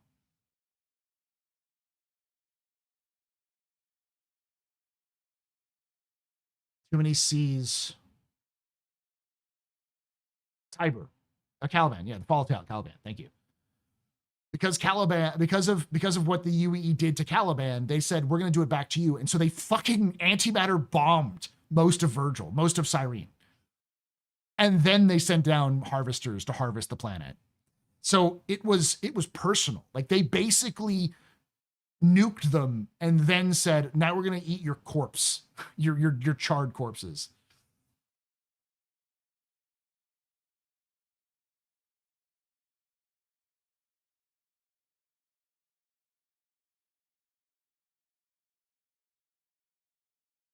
Hey, AstroPub, Paul, I recently watched a couple of ex-military service people get absolutely incensed over the behavior of a bridge weapons officer in Squad 42. He said there's an inverse lore explanation. Yeah, he's a coward. Now, there's no inverse lore. It's narrative. It's a narrative thing. The reason why they were using him is because they were trying to add some flavor to them. In reality, that motherfucker should have been off the goddamn bridge. He would have been in a fucking brig very quickly. Because it's and in reality, it's like, put yourself in that shoes. Again, the context is they're all going to die. They all know they're all going to die. they're all gonna die. No fleet ever survived an encounter with a Vandal kingship. They were dead. They knew they were dead. The best they had a shot at is maybe they could beat the Vandal even though they're going to die. So it's sort of you'd expect more of the rounds the same way as like the Battle of Taffy 3, where like destroyers and destroyer escorts were like, we're fucking dead, but I ain't gonna fucking roll over and die. I'm gonna just fight like hell until they kick my ass out. And that's what you'd expect. But they're trying to add a little bit of narrative flavor as being like this coward who was trying to run away. Yeah. He would, at the very, very best, he would have been relieved of duty. At worst, they would just shot him on the bridge and then replaced him.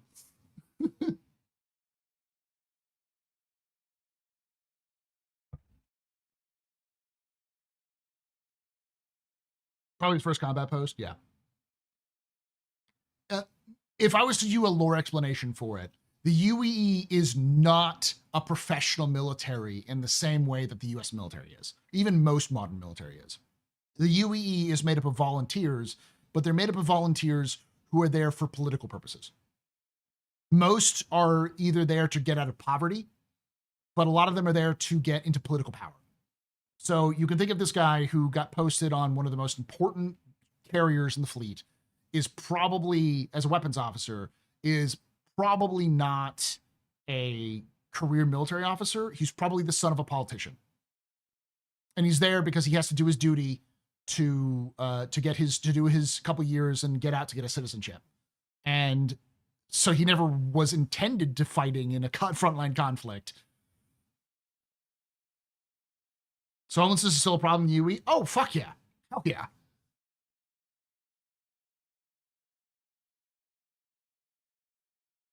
Is Thrawn or Bishop better strategist tactician? We don't see enough Bishop to understand, but everyone fucking fluffs the shit out of Bishop. Bishop has been called the modern day reincarnation of Alexander the Great.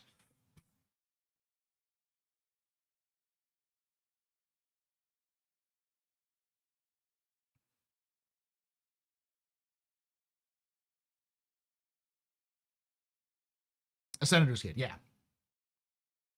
We don't know if he was a senator's kid or not, but he could be the son of a high-powered bureaucrat back on Earth. You got to remember that Earth is a bureaucratic headquarters, so it's not just like senators and the imperator that live there. It's also everything that makes the empire work. How many senators are there? There's never been a definitive number, but each planet gets one senator. So if you have a recognition from the UE Senate, you have one senator. There is two exceptions, which is Earth and I believe Terra.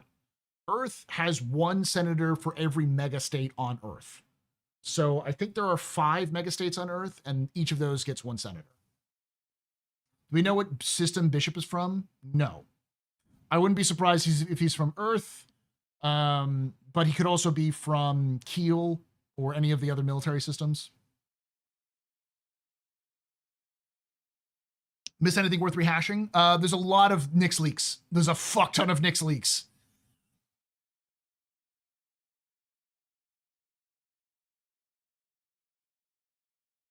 It'd be funny if it's from Ellis.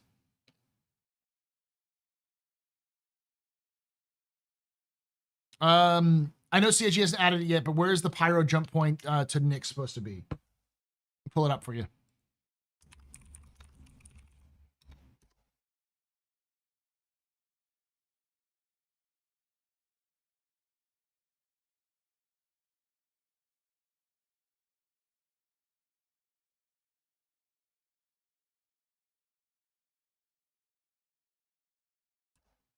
Most of these leaks are coming from scrapes of the files that they've added to the game.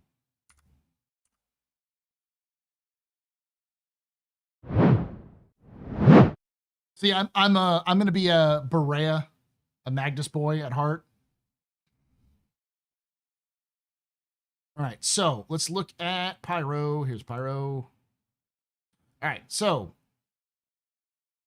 the jump point so there's Terminus, right? Ruin Station. The Nyx jump point, or see, where is the there's the Stanton jump point, right? Over here. So Nick's jump point is, oh, there's a Hadrian jump point. I forgot about that. The Nick's jump point, I just saw it earlier. It's right there. So if you're looking at Stanton, it's like kind of way fucking north of it. It's like above the plane, way high above the plane.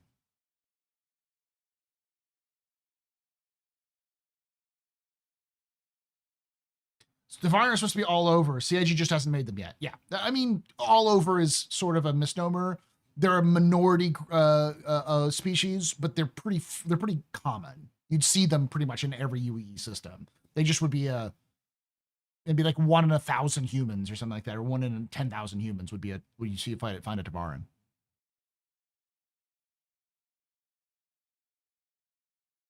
That isn't where. Yeah, I think it is actually. Because this is where Terminus is. It might be a little bit more over this direction, but it's still in that general area. Brother, what the fuck is this thing and where can I find it? Okay. It's an award-winning, they won an award for it. I shit you not. If you go over here to explore, it's down here and the Discover the Universe star map. Right here. Are there Devarn on Earth? Probably. You got to remember that there's not a lot of references directly of how many things there are, but we know that pretty much anywhere there is a UE presence, there is a Devarn somewhere on that system. The Devarn senator is from the Devarn homeworld of Elysian. Jalith in their language.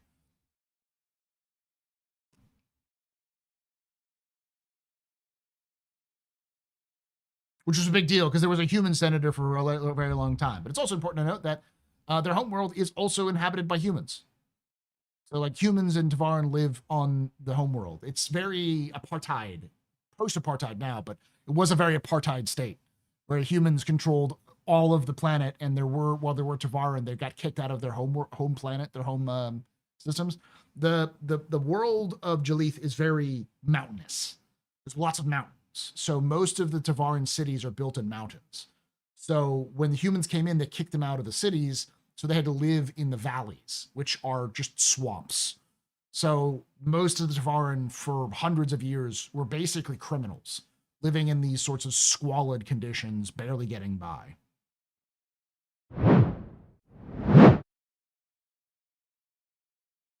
I kind of wish the star map in game looked like this. It's fairly similar. Like they took a lot of the elements of the map and this map and put it into the game in game 1. You said earlier the Devarn are becoming shock troops. Why did you say that? Because the Devarn have there's a tradition in the Devarn culture of adaptation. They're the Rijora, their martial tradition. One of those ideas was it's the best way of describing it is the right of the conquered. If you are conquered by another force, then by the rights of Rijora, you must submit to the conquering enemy. But by those same rights, the conquering enemy has to take care of you. They have to accept you as one of their own. And so like they accept you, but it's your job to adapt to their way of life. So they have changes, your culture has to change with theirs. It's one of the reasons why they didn't understand human resistance movements during the First Devarn War. The Greys scared the shit out of them because they were like, okay, we won, you have to listen to us now. And they're just like, fuck you, bullet.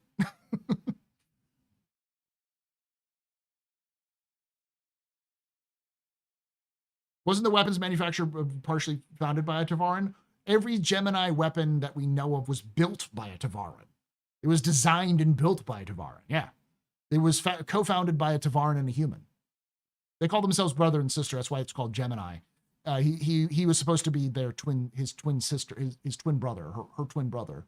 But he was, her excuse was he has, effectively, he's very socially shy, has social anxiety. He's very autistic. Please do not see him. We cannot let him see you. You cannot see him. But he's just in the office. Let him do his thing, and I'm the business person, so let me talk about it. And the reason why she said that was because he's a fucking Tavaran. They're the bird people, yeah. And I find it funny because the curator of the London Arms Museum, I think it was the British Arms Museum, I always forget his name, but he did a like a viewer submitted section, and they did the F-55 from the Gemini F-55, and they were talking about it, and they were like, wow, that's very lightweight for, super lightweight for like a modern, it's like a modern LMG, but it should be much heavier. And I just wanted to discriminate because it's not made by humans. It's an alien weapon. But the reason why they've kind of become shock troops is because for the longest time, they resisted integrating into the UEE. But with the rise of Suj Kosi, who's the senator, he's part of a faction of Tavaran who's trying to push to the Tavaran into integrating into the UEE.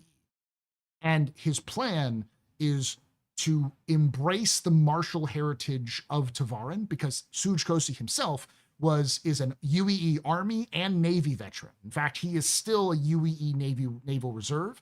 He was actually a Vanguard pilot for the UEE Navy. So his main job before he became a senator was to inspect the beacons along the border between human and Vanduul space, between UEE and Vanduul space. So his job was to maintain the early warning beacon. So he would go into places like Virgil and Cathcart, and the other place, the systems that border the UEE, and fix them. And so his move is saying, we need to adapt. We've been conquered. We need to adapt. We need to become and fully embrace that we are part of the UEE. And the way we do that is we join the military. And that way, when we join the military and most of us become citizens, then if we can get 80 to 90% of all Tavaran to join the military in the UEE, to join the military and become citizens, then we will have a much larger population that's voting than we would normally by weight, which means we will have more of an influence in human politics, because that's how humans do business. And we have to adapt to how humans do business. So his open plan is to affect human politics to improve the state of Tavaran by getting the Tavaran to serve in the military honorably and get citizenship so that they can materially improve their conditions. And it's not every Tavaran is for that. There are Tavaran who live outside the UEE who still reject that idea. I feel a question, but do Tavaran-human relationships canonically exist? Relationship, yes, but this isn't Star Trek. Tavaran and humans can't have babies. Banu and humans can't have babies. But yeah, no, almost certainly.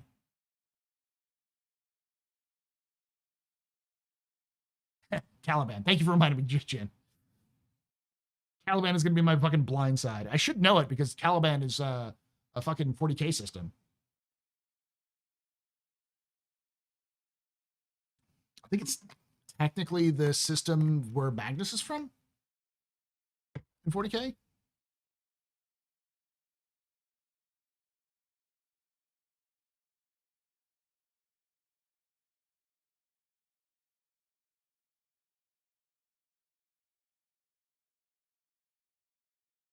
Oh, the lion. Okay, it's the Dark Angels place. Okay, yeah, it's a planet. Right, it's the rock. Well, it's a planet. It's still a planet. It's just not much of one, not a big one anymore. If CIG decides to do a Squad 42 sequel, they will. What would they have the Vanduul attack? Terra or Earth?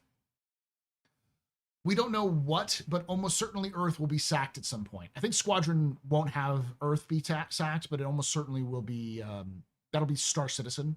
But they'll definitely be leading towards that. Hey, Anansi, how you doing?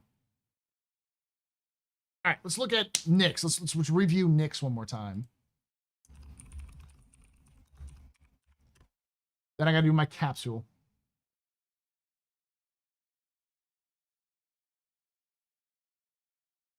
Foxy Loxy did one.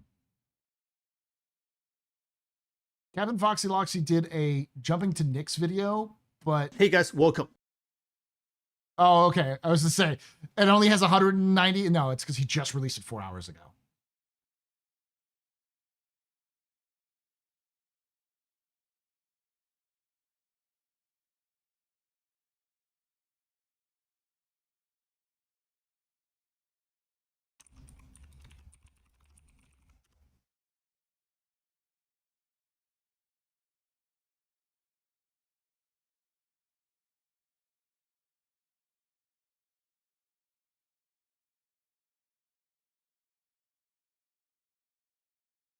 All right, here we go.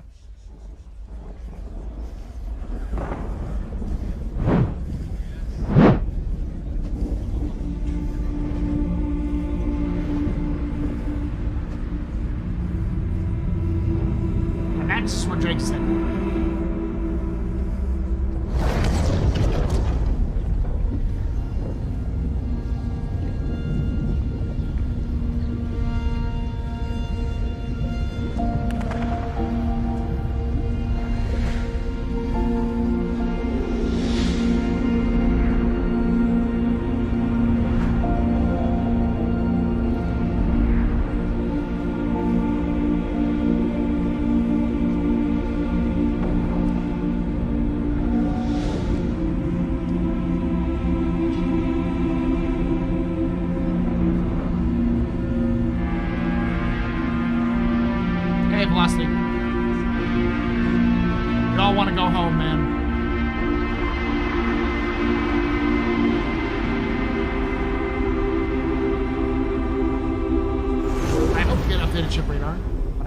That.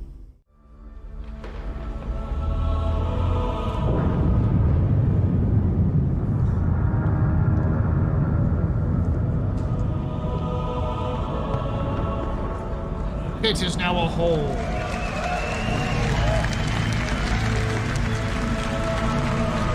This is Pedro's work, yes.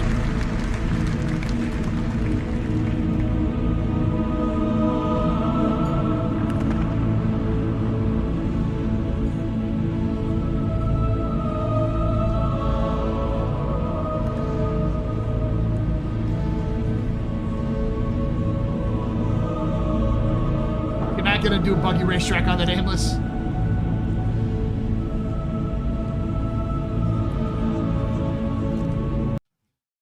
The one called Smelly Hippie is correct.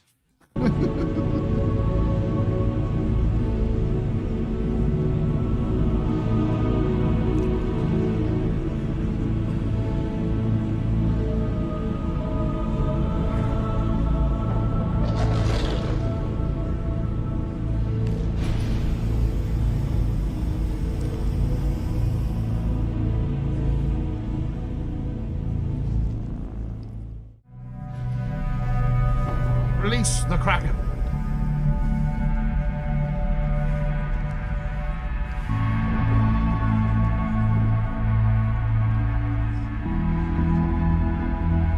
This is before the Pioneer was built. These were all built by hand, baby. 2 hands. Human ingenuity carved this fucking thing.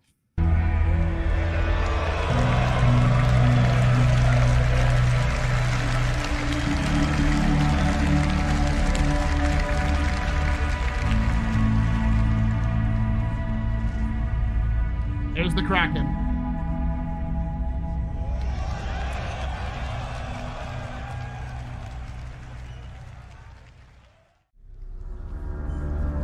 This is before the Polaris was out.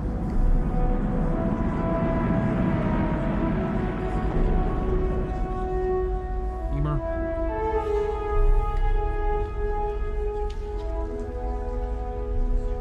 we all want to go home.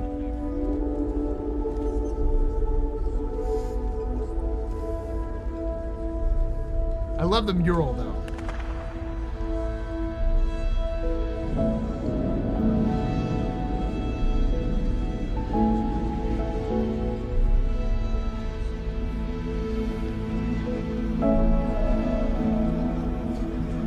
This is how much it's home, chat. I'm going to give you 2 seconds.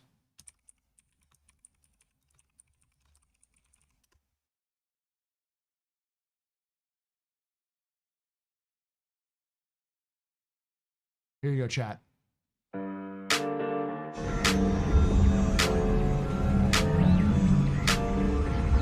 This was released 7 years ago. Yalla nana, lost all my cargo back on Yalla nana. All my AUEC. Oh no, this is Yella. This is Yella. I'm sorry. I think wasn't there one on Levski? No, there wasn't on Levski. My brain is wrong. Anyways.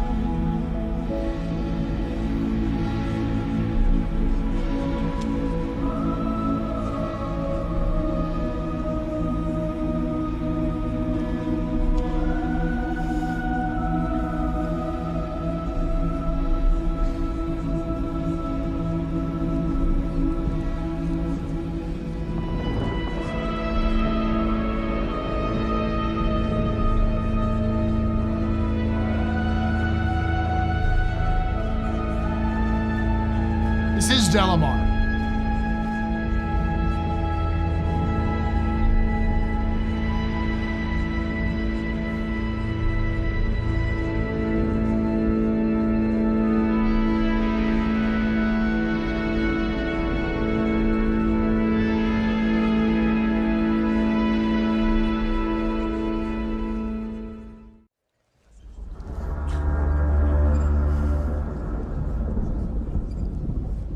We always do. Your brain was wrong. It is wrong. It's always wrong. I am right, but my brain is always wrong.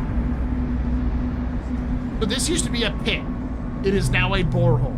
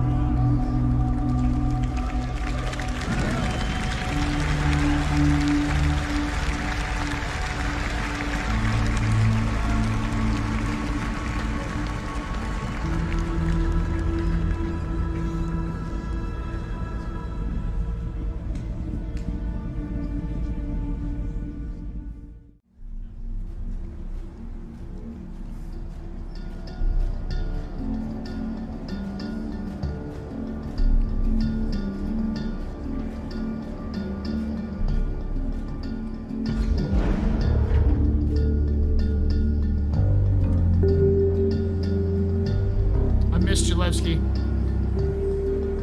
This is home, chat. This is home.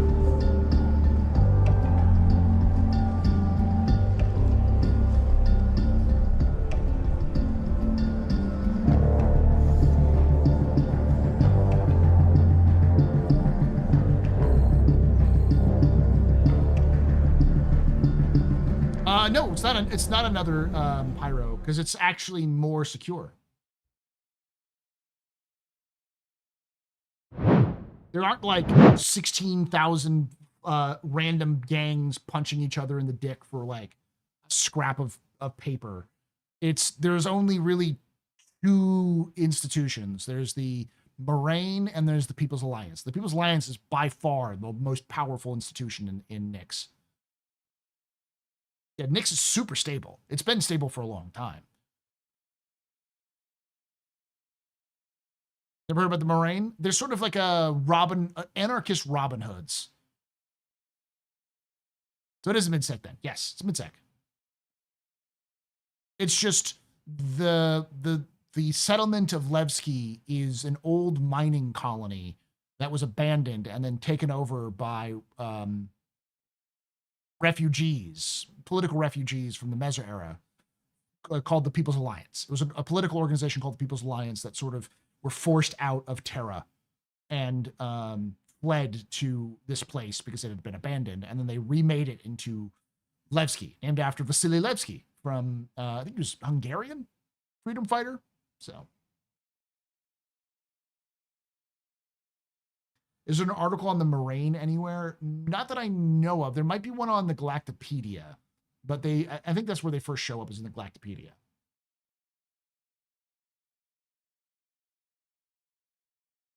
Why do they have shit against Levski? Because Levski is a bunch of, the People's Alliance are a bunch of bitches. They're just like, listen, man, we're all just going to sit here and live in peace and harmony, and everyone's opinion is valid, and we're all just going to talk it out.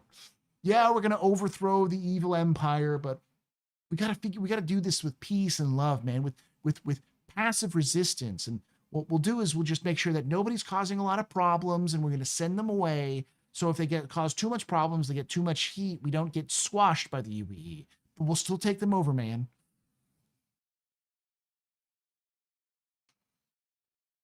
And the Moraine, on the other hand, are just like, fuck you, this shit is ours. Fuck the man, we're stealing their shit. They're Trotskyist is the best place to put it. They're communists, but they're like Trotskyist commies. And the Moraine are much more actions over words. But they're also a cult. The Moraine are a cult. Oh, they're less liberals. Got it. Yeah.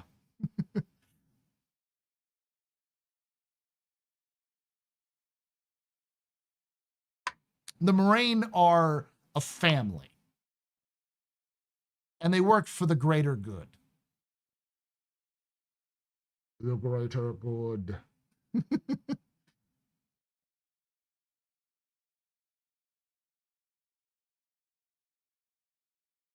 Oh, like a Scientology cult? Nah, it's more like a hippie cult.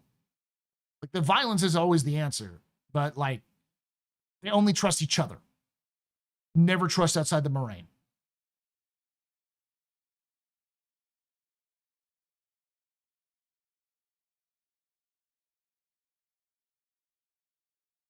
Oh, Recco Battaglia? Yeah, she'll probably be back. But we know that the mission givers are Captain such and such. There's going to be the head of the People's Alliance Security Forces is going to be there. Who do they steal from? Rich people. So like corporations. They're like pirates, but they don't target like mom and pop organizations as far as we can tell. They target like ArcCorp. Hurston. Half the verse is bitches at this point.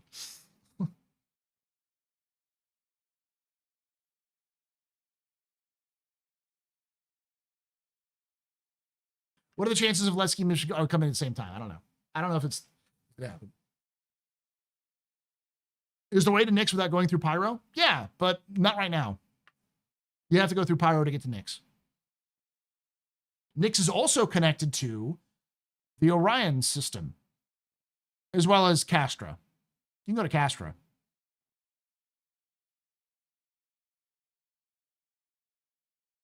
Are you an undercover Van Ghoul? Thank you, Axis. I don't know if the transient jump points are going to work like that, honestly. I think they're going to be more like different ways of getting in and out of systems, but those transient jump points are going to go from, they're like connected to the main jump point. Yeah, here we go.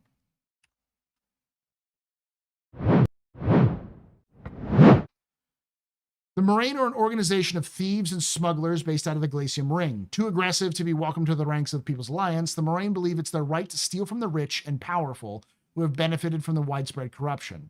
They use the profits from their criminal activity to finance their organization and create the life they feel they deserve. So they're not like Robin Hood in that they give to the poor. They're they just steal from the rich. One of the things that distinguishes the Marine from other gangs is their intense loyalty to each other, even at the expense of personal enrichment. The first tenet of the Marines Code is all for the family. In everything they do, the found family that the Marine have gathered must come first. Never steal from each other, and will treat the life/well-being of a fellow gang member over any reward. Their commitment to family is so deep that the Marine even build and maintain settlements around the Glacium Ring. Some of these are used as dead drops in their smuggling endeavors. Others are safe havens for the families of the active members within the Marine. Although this can be viewed as a sign that the Marine are more sympathetic, others believe this is a way to keep that tighter control on their members, as a potential traitor's family is within easy reach of the organization and would pay the price on the traitor's behalf.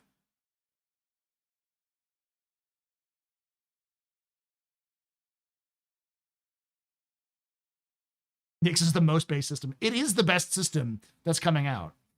Like, don't get me wrong, Castro's going to be a cool place to visit, and Terra's going to be great. But until fucking Bremen or Magnus is in game, Nix is home. The only problem is that it's right next to Virgil, which means it's just constantly attacked by Vandul.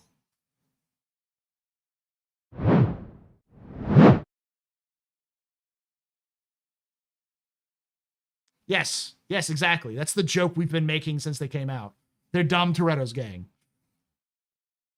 They're run by Vin Diesel.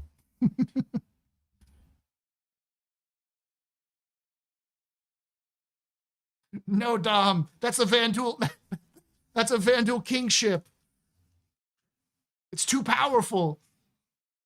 Nothing's more powerful than family.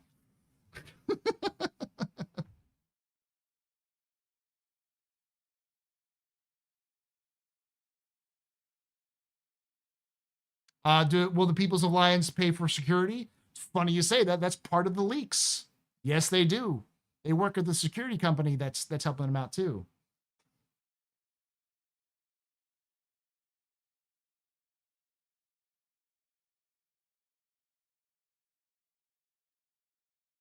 Dom flies a Cuddy Black.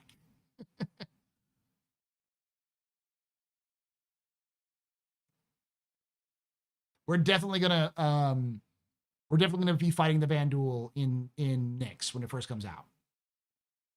All right, office hours early because tomorrow I'm going to be doing a recording for a podcast. Hold on, be right back.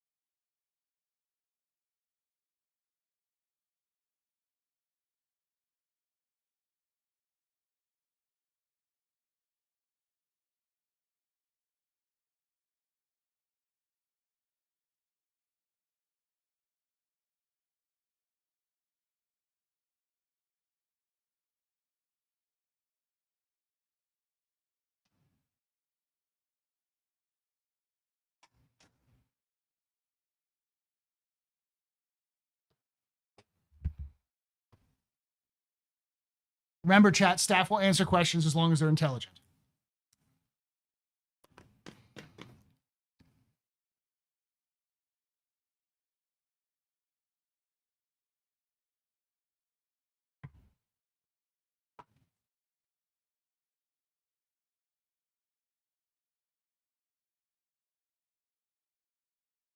Assuming CFP is not a front to the Hurston expansionism.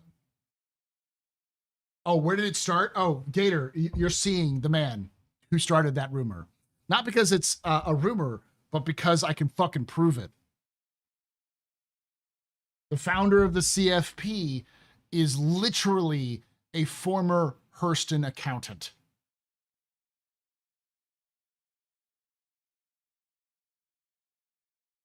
Yeah, so go check the roadmap roundup. Think Star Citizen will ever come up with a book series that's published? I hope so. Hey, Rockin' Stone. Doing pretty good. How you doing, Tech? I am serious. They were founded by a former Hurston accountant. We know who it is. They've said that. Yeah, former Hurston. You know how hard it is to leave fucking Hurston's orbit? Once you go into Hurston, even as just like an upper level employee, it's really difficult to get out.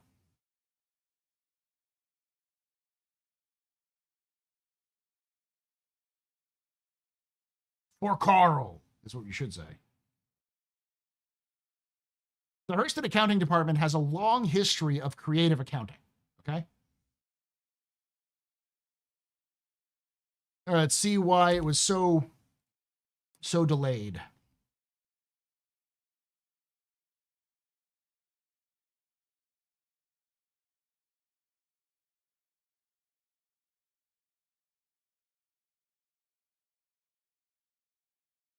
No, nothing really big. So the main changes aren't that crazy.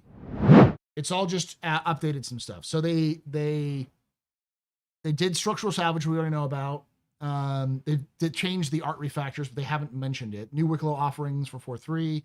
They up the visual has been updated. The FPS turret has been updated. They actually had a tech preview. They had a preview visual with the FPS AI turret, like, so we know it exists.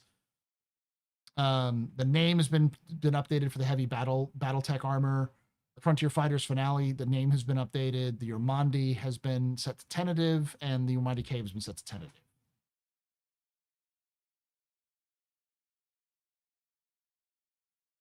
Nope, it's still there. FPS AI turrets, adding FPS anti-personnel turrets for players to avoid or destroy during additional PvE challenges. They've just added the updated the visual.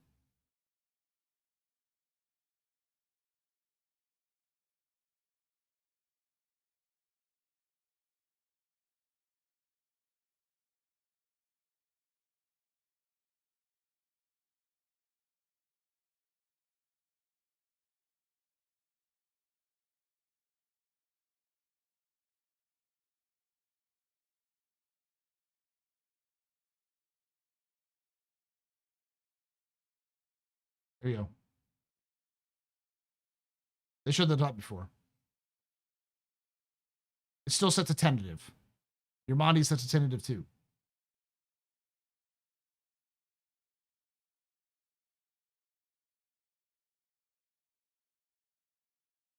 So are they in this P2 build? I don't know. Your Mondi is.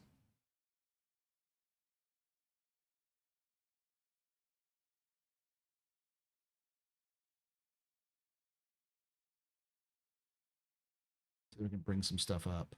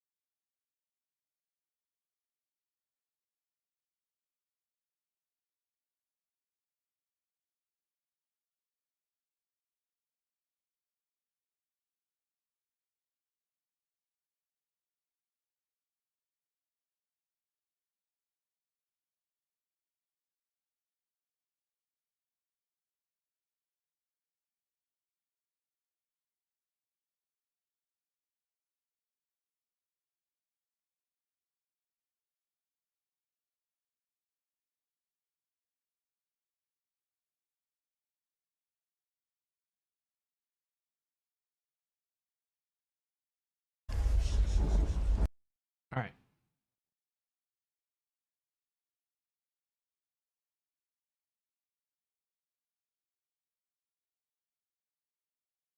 Roadmap roundup should have said don't bother. I can tell you that generally speaking, the roadmap in general is don't bother. There's no point in following the roadmap The roadmap has been abandoned for 2 years. It's just there because they said that they're going to update it.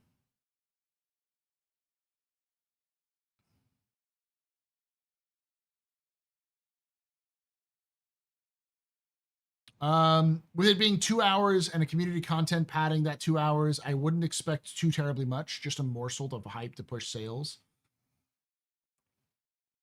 I continue to think that that sort of thinking is sort of outdated. I wouldn't expect much though. And we're going to talk a little bit about what to expect. I'm going to do a kind of a capsule about it.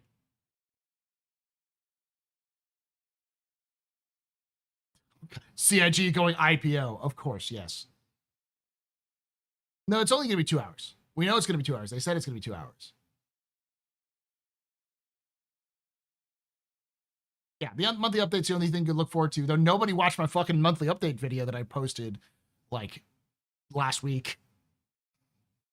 Which was weird. I guess it's just a bad thumbnail on my part. No one cares about the redo of the Aurora like I do.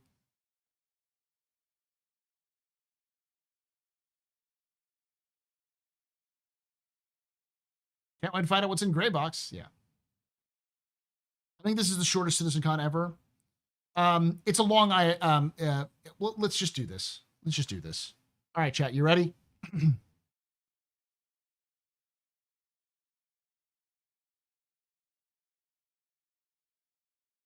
Oh, sorry. I'm getting ready for CitizenCon. Welcome, everyone. Welcome to another episode of the Captain's Table. Yeah, Captain's Table. Live show, ladies and gentlemen, of the Office Hours capsule. That's right. Capsule. This is a small section of my Office Hours live stream that I do on twitch.tv/TheAstroPub, youtube.com/TheAstroPub live on Thursdays. Though today is Wednesday. Come join us live and where we talk about Star Citizen, lore, news, and more. Today, I'm going to do the thing that everybody else has been doing, but it's going to be a little different because, as I like to remind people, I called Castra 2 years before it was announced. You can take that as it is. Just remember that I was ridiculed. They called me a madman, and I was right. So, with that being said, let's talk about what to expect with CitizenCon Direct. It's important to note, this is only going to be a 2-hour show. So I wouldn't expect a ton of new content. Most of what we've seen, we've already seen. CIG has been pretty upfront about it. And anything they have talked about in the past, they likely, in the past couple of weeks or even months, they probably aren't going to talk about here. So, with that being said, we're almost certainly going to hear about ships. We're going to hear about the ships coming out soon, like the Paladin, the Perseus, we'll probably have an update on the Hull B, which has been in development recently. We'll probably have an update on the Ironclad and the Kraken, maybe even the Pioneer. I'm trying to think of what else they've talked about. The rework of the Aurora and the Hammerhead, which have both gotten reworked. If this is brand new and you're like, there's a rework of the Hammerhead and the Aurora, I just did a monthly report, which talked about that right there. So we're likely to see a lot of talk about ships. 15, 20 minutes, easy, just about ships.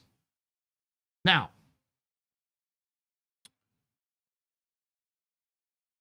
beyond ships, there is one thing that's been coming up in all of the leaks and all of the files that have been extracted in the last month.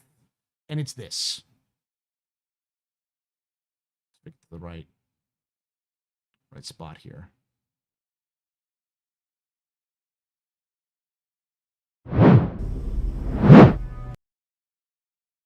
It's going home.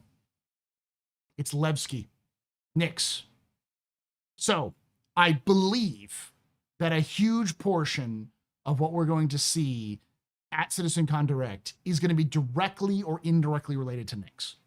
Probably updates from this gray box that they showed off last year. maybe new locations, maybe a little bit of discussions on the Vanduul incursions into Nyx from Virgil, the new mission givers there, and my hope, this is a hope, not a guarantee, some updates on scanning, because one of Nyx's big thing is going to be scanning gameplay when it comes to the dark nebula that exists for most of the system. So basically, just further inside the system from where we see here in Levski is a dark nebula which can mask ships. It's very easy to hide in there. So scanning gameplay is going to be a very important part of that area. Scanning has been updated frequently through the monthly reports, so we'll likely see some update, at least a little bit of an update there. The other thing we're likely to see, along with this, is engineering, because they have talked about and mentioned engineering many times, so we'll likely see some of the engineering updates over the course of the entire thing, the entire CitizenCon Direct. But that's about it. Honestly, I wouldn't expect much beyond Nyx, engineering, scanning, and ships. Maybe 20 minutes for each one with some transitions between each other. We know that Squadron 42 isn't going to be part of that at all. Though on the off chance, we might see some other things as well.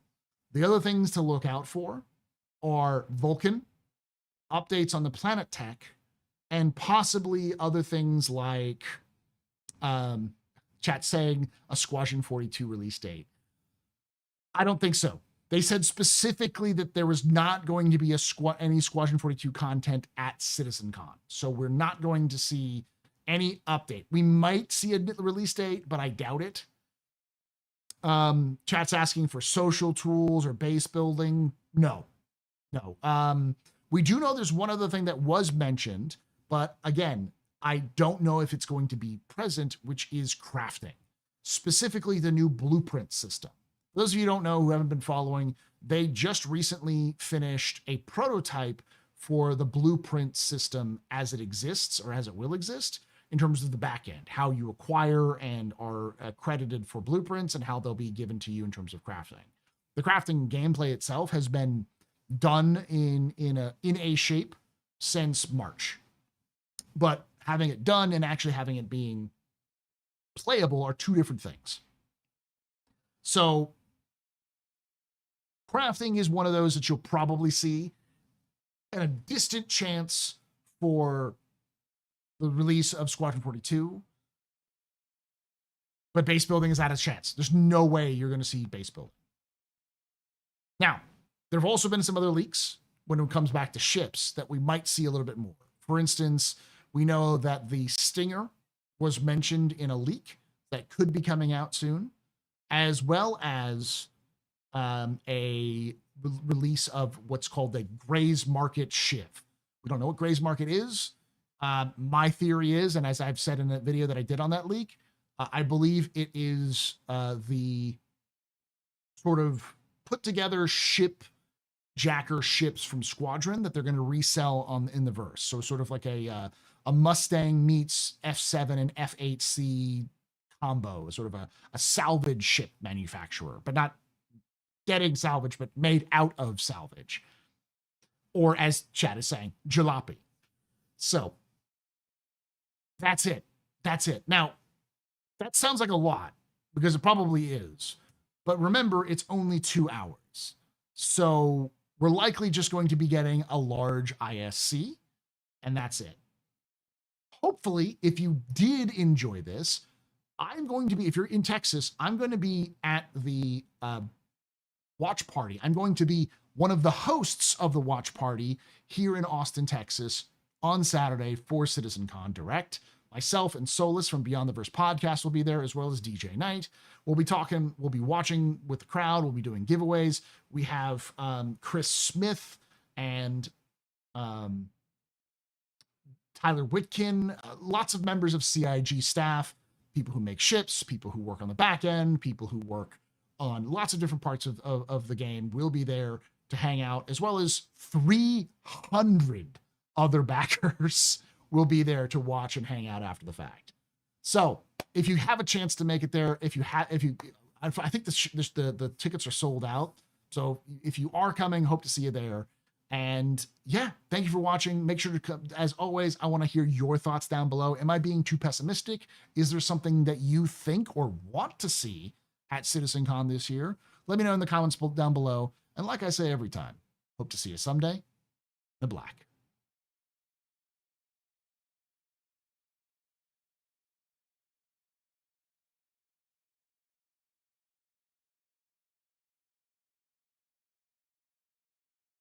You watch Foxy Loxy and crew kill the new boss. Seems like Apex Valakar Light. I mean, it's going to use the same animation styles. People are saying your music isn't on. I know. I don't record it with music because everyone complains when I record it with music. So I just add the music in post now.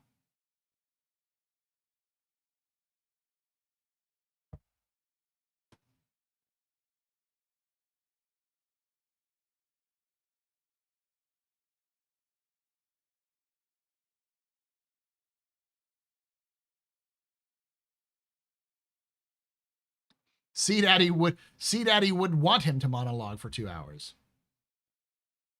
I don't think C Daddy's going to be there at Austin though today, this week. So unfortunately, yeah. The music was a tad loud. I'm never going to get the music properly. It's either too loud or it doesn't exist.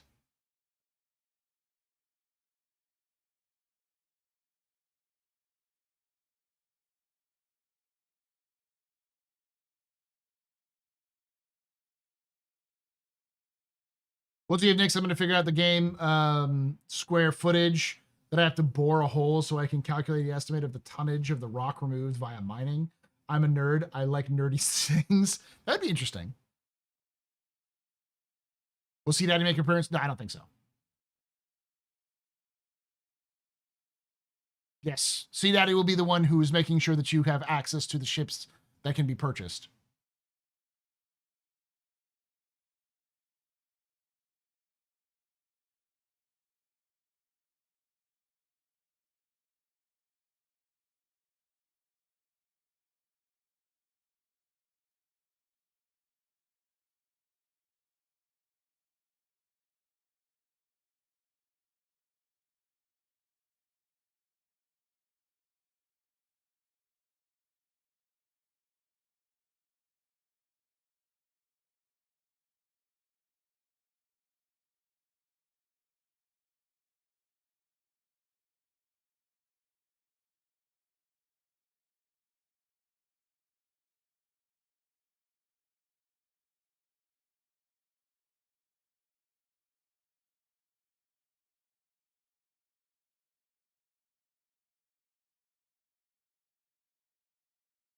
There are laser turrets that look like size 1 attrition on them.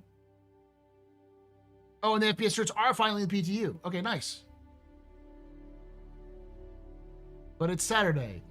All right, Stracker V, and I'm gonna explain this to everyone in chat right now. CIG works on the weekends.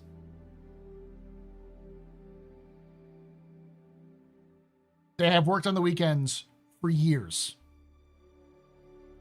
As much as people go like, what, CIG works on the... Yes.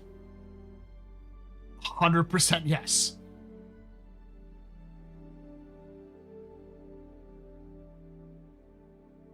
So did the entire venue get rented out? So, Pinballs has 4 party rooms in it.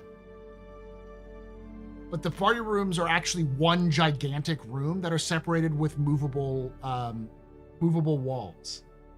So we just so happened to luck out, and those movable walls, or that all 4 of those rooms were available on the day we wanted it. So we were removing all of the walls and putting nothing but like chairs and a stage there. So once you remove those walls, it has a capacity of 300 people.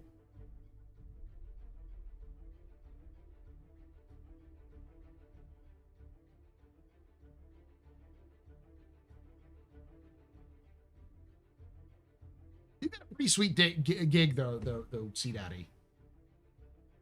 You get to watch me while working. That's pretty nice.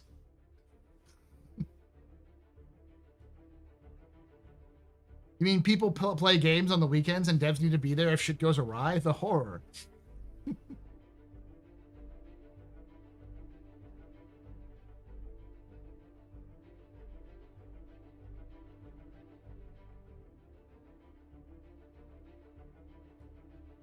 He works on platform. Daddy does a lot of the stuff that's like ship sales and stuff that goes on. I think one of his side jobs is to fix the Matrix of Lies. I'm surprised if they actually sell the battlecruiser, honestly.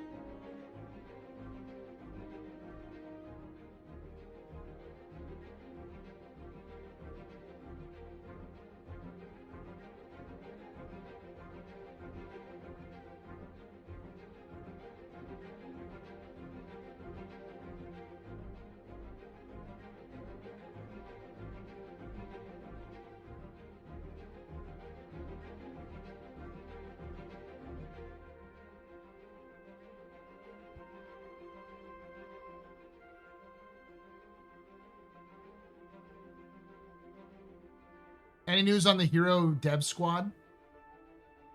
The people who do the Hero on the Hero team? Not since Benoit was talking.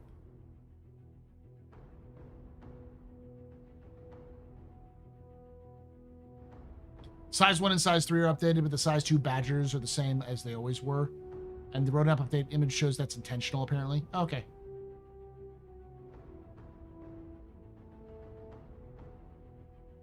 Yeah, I hope they don't sell the battlecruiser. As much as Jared mentioned, it'll be their last concept ship. There were 2 hero teams, weren't there? I think so. It may be one hero team that's broken into 2 different like groups, but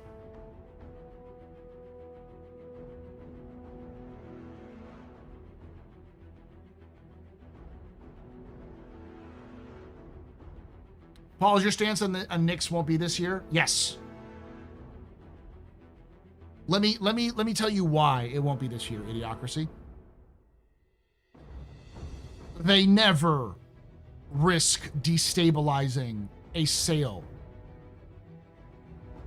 If it is risks destabilizing a sale, especially recently, it gets yeeted. There is only one patch after this current patch. There's only 2 patches left after this current patch. One of which is the IAE patch, which is going to come out in November. And the other is the December patch. And the other thing CIG shies away from frequently is releasing a patch of new things that might destabilize the release over the holiday break. And since we only have 2 patches left, and neither of them are going to be able to be destabilized, the likelihood of having Knicks in live is very small. What about early January? Maybe. But remember, we're still waiting on the Vulcan update for tech preview. We haven't seen a tech preview for Vulcan since that one attempt back in August. Or September. It was September, August. It was a while ago, and they haven't done a new tech preview in a while.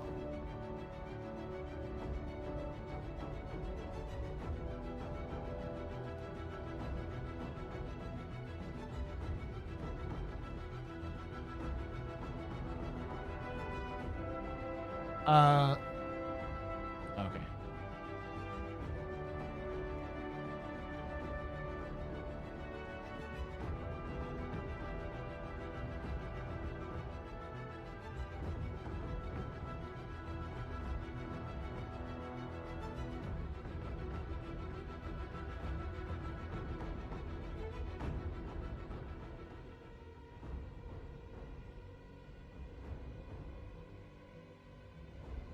Also, Paul, If we were to see Idris kits in game before 1.0, is it going to be at Castra? Do you agree? I probably. It would be at Castra or Terra, one of the two.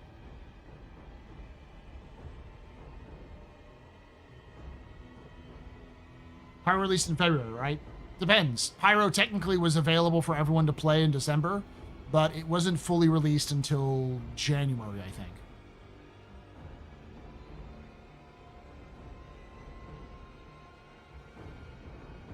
Yes, they made the Exodus laser. They make the laser on the P kit.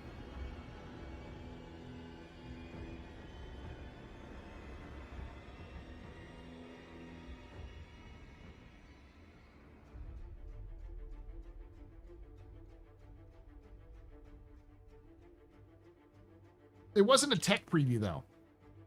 Tech previews are separate from the actual builds. They're usually old builds that they test new stuff in. It was just a preview. It was 4.0, for all intents and purposes, was out at the end of last year. It's just it was so unstable that they didn't want to have people play it and then have problems. K kit, not P kit, you're right. P is the actual ship, the K kit for the P.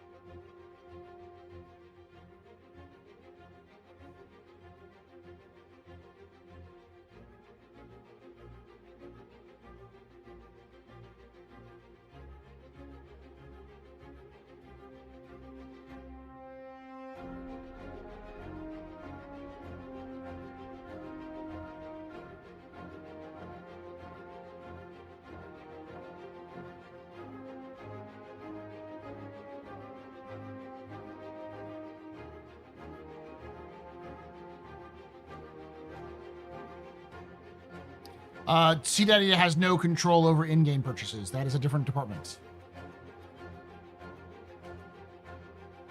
What about a war crimes kit for extra toilets and bathrooms?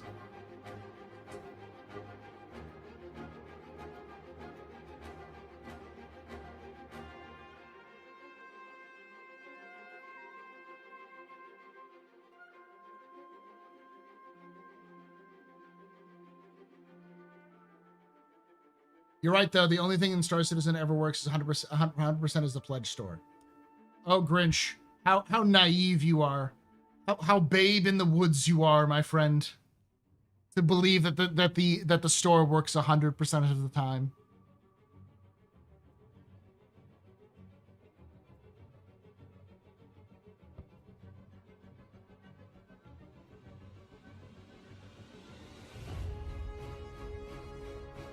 We need Vulcan in game before we get that tech preview for engineering. Yeah, exactly.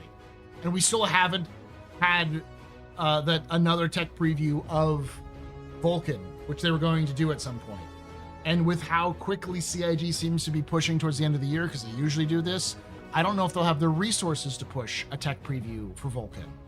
So we will be lucky to see Vulcan in December. Questioning, how's the engineering outlook this year? Not very high. And that's the other thing, is that while I don't think Nyx is going to be bottlenecked by anything but probably server meshing, I don't think CIG is going to be rushing to put Nyx out just for the sake of putting Nyx out. So we're likely not going to see Nyx until March. Maybe April of next year, earliest. Because they still got to get Vulcan, they still got to get engineering. We're not going to see the social tools until next year. I think next year is mostly going to be dominated by Vulcan, engineering, Nyx, crafting, and maybe base building.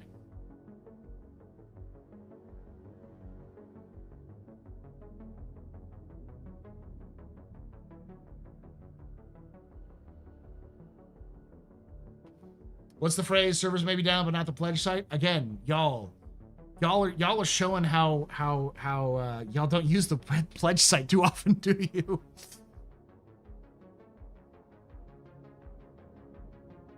If CIG manages to break the servers, they usually manage to break everything, including their own website.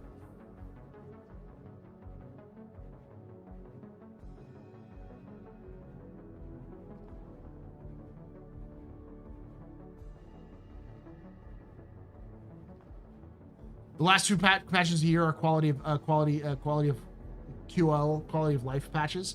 Usually they are, because CIG is very hesitant to attach new technologies in theirs. The December is usually is sometimes new, but we got new raiders. I had to turn off the.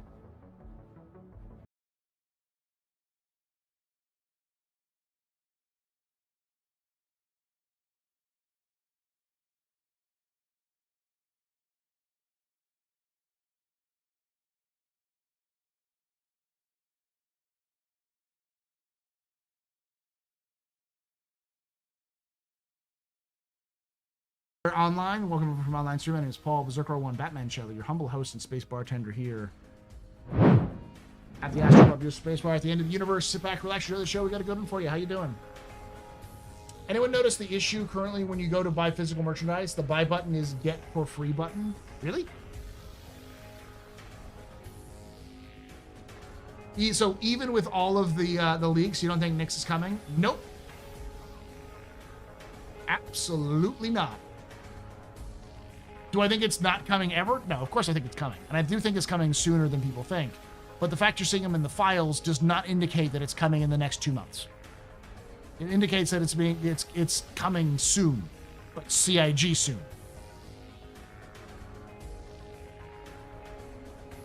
All right, lore guy, where's the flat cats? Who ran them over? Gravity did. As a dummy who does frequent the store, where they have a few times the store has been just shat its own pants. Frequent the store, there has been quite a few times where the store just shat its own pants. It does it frequently, especially around free flights. Free flights, the store just wants to commit seppuku, like frequently. But every time it does, I think of C Daddy. I think of C Daddy with a coffee cup in his hand, going, "Still better than the army." Shit's still better than the army.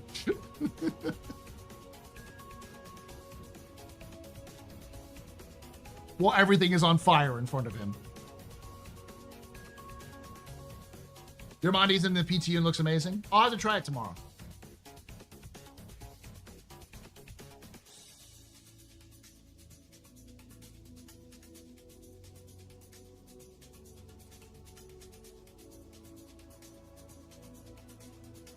Production never goes down on a Monday.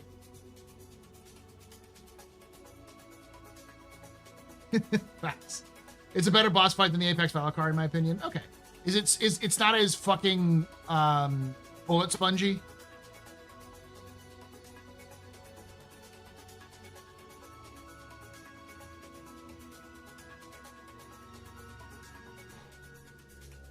Oh yeah, no.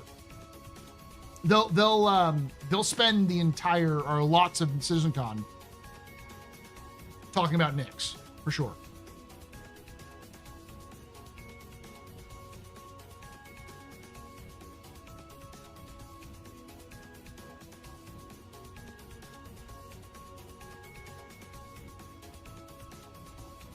Well, to be fair, Del, they've been saying that they've been working on boss fights pretty much all year this year. Like, they've been trying to really dial in what a boss fight is like.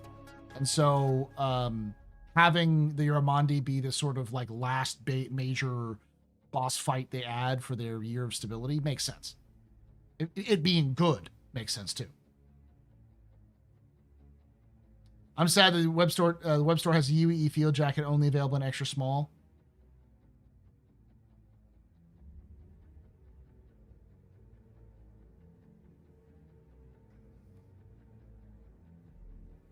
Yep.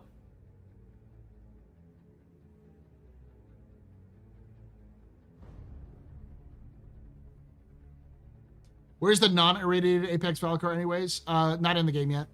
I think CIG is waiting for things like server meshing and instancing to be able to put those into the game.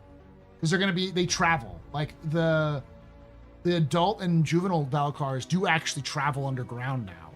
So they just need to, like, have them spawn as world bosses.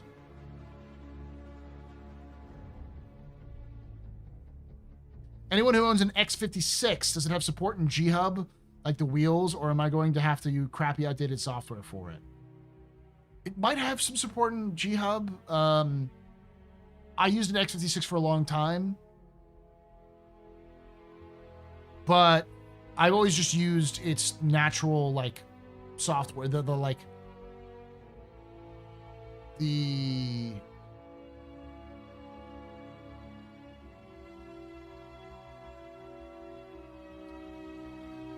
system just sort of recognized it as existing. So plug and play.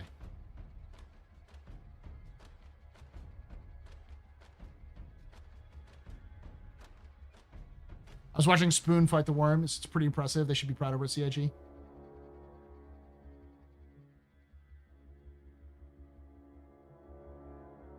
I will have to try to do it tomorrow, because Friday. Because Friday, I am doing a pubathon. That's right. We're not doing our usual end of the month pubathon, because the end of the month this year, well, we might still do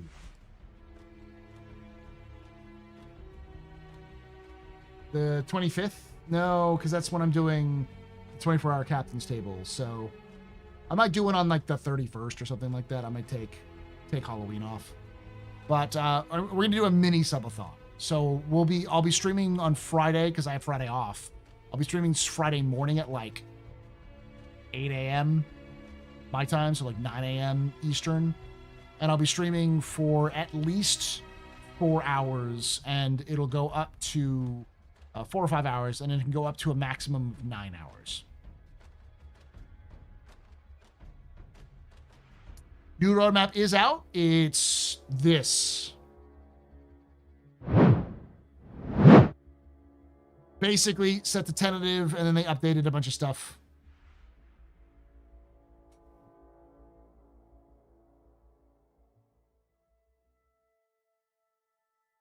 The Frontier fight, the finale of the battle, the Pyro Stanton War, the Frontier Fighters story is coming in 432. It's part of the it's like a Hunt the Idris or a Hunt the Polaris again.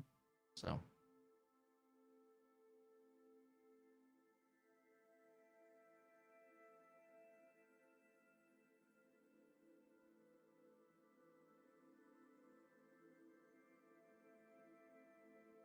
I heard the richest citizen is currently Burgundy Burt. I have no idea who that is.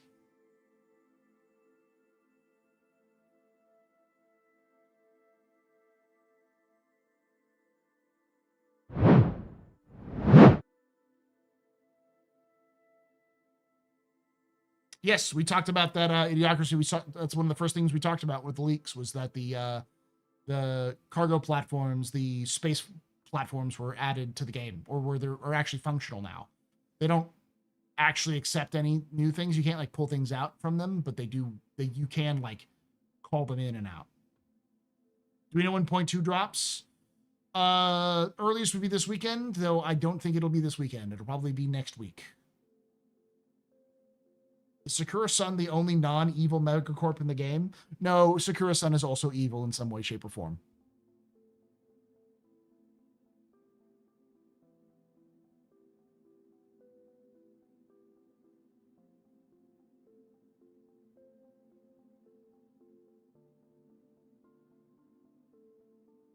Star Citizen is partially inspired by cyberpunk dystopias. No corporation is going to be good in Star Citizen. All of them are going to be evil in some way.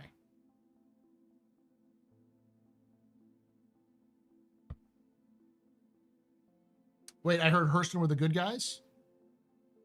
Bops. Don't you just wander in here and start saying shit like that. You know better. By the way, I gotta get you in on the 24-hour captain's table, which is happening on the 24th. Go follow Nonstop Pops, by the way. Great PvP streamer. Hung out with him a little bit. Talked about the leaks when it comes to like the Vandal ships. Yeah, today's patch is not a release candidate. The earliest we would see Burgundy Burt. I don't know who that is, Erica. I really don't know who that is.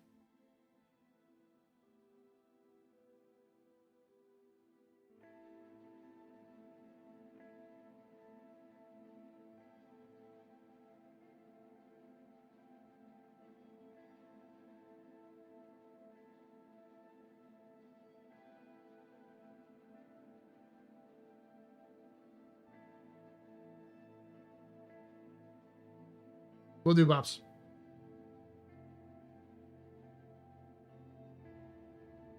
Aren't Crusader generally good guys? Kind of, but they're also incompetent. And their incompetence has led to the deaths of thousands.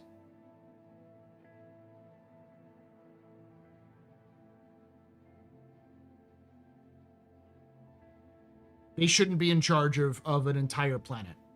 The well-being of hundreds of thousands, if not millions, if not billions of people. Probably more like millions, but yeah.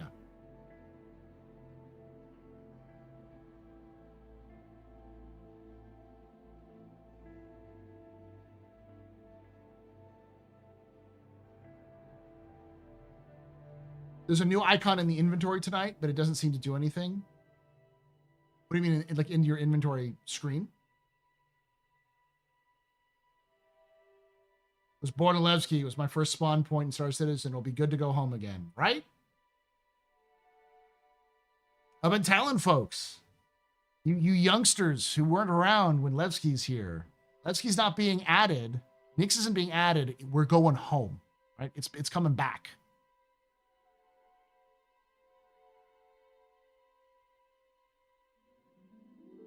Yeah, they make weapons. They're a weapons manufacturer. They're also a parts manufacturer. They make power plants and, I think, shield generators.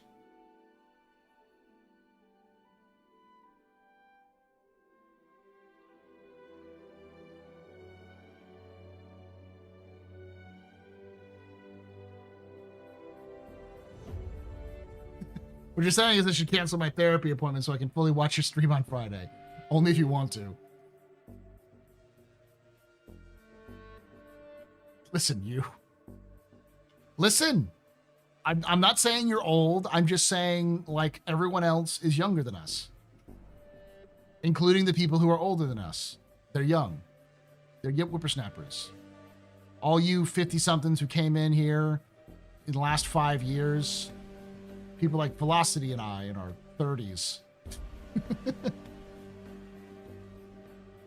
So we might see an update. We might see an update. I don't think Starware is necessarily on the cards because we haven't heard any updates from them recently.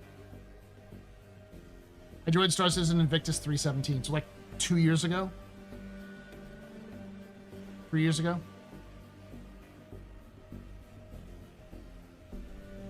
Not a 50s. You're in your 60s, aren't you, Jin? And you were around when Levski was around. I know that.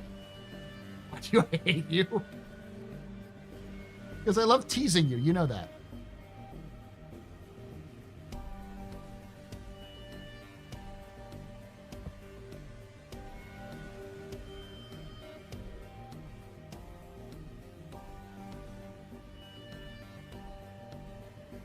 Man, that boss fight was very good. I hope you'll enjoy it. I'm sure I will. I'll see if I can't grab people on Friday to do that.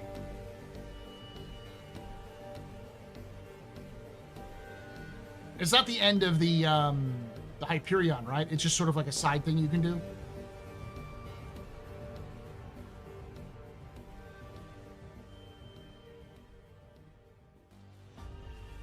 You can get vehicles in Nyx, or Nyx in Pyro.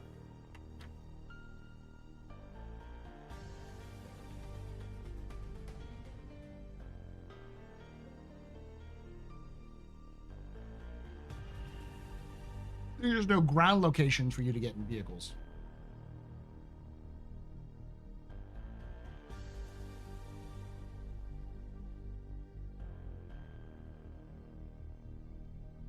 March 30th, 2022. So before, after Nyx had been taken out of the, taken out back and stored behind the woodshed. Drunk League for the podcast tomorrow. I don't know if the podcast is live because I think Solus records it and then puts it out later. So it won't be a live, unfortunately, but it will be it will be a record that I think he'll release on Friday. So, but I will, if it is live, I'll drop it in the announcements.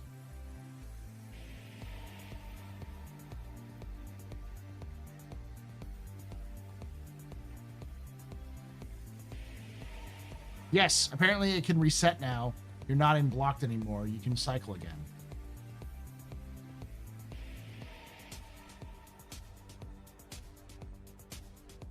Did you already talk about the salvage overhaul? Do you think it's too much or at once or on point? It's all designed around crafting.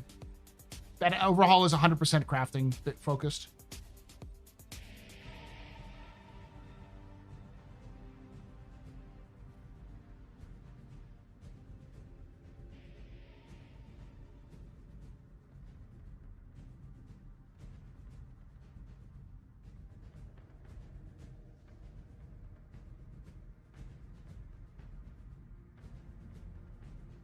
What company on Terra manufactures vehicles? Surely not. It's not there. Surely there is one. Yeah, Anvil. They're from Terra.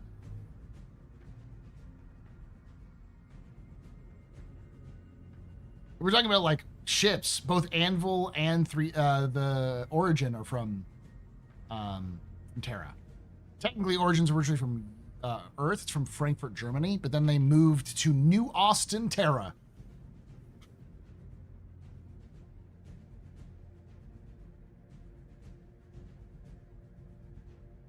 Elson's back, baby. Raygun, yes. Elson, the hippie ATC. He was our first ATC. Before him, it was the generic ATC. He's the first unique ATC we had.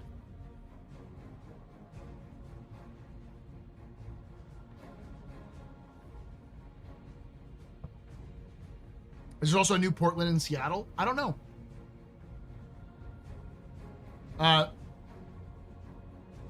The biggest one of the bigger complaints is that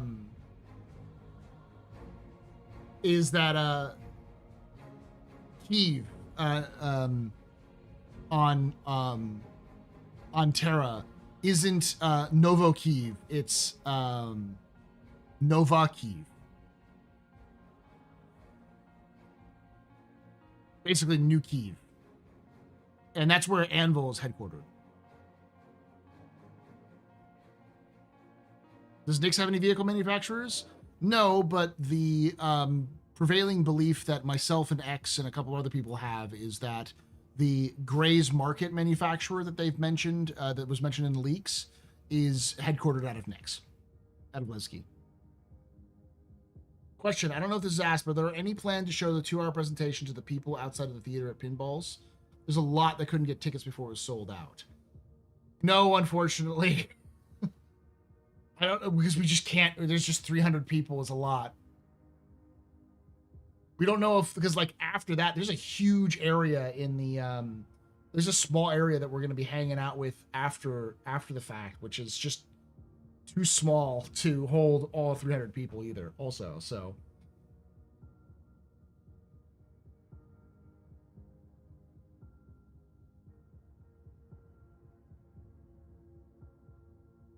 And to be fair, we only have that theater for like the pre-show and then the show. So like we only have it from like 1 till 5.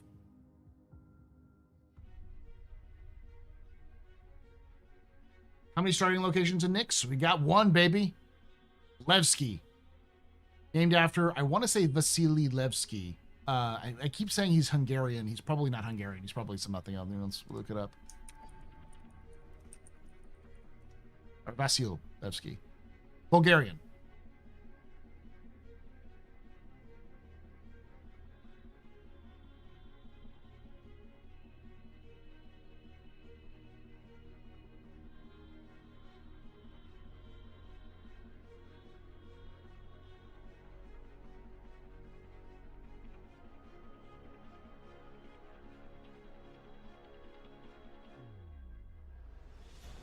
Can't really blame them though, because changes like this can be introduced and be left broken for a long time. Yep.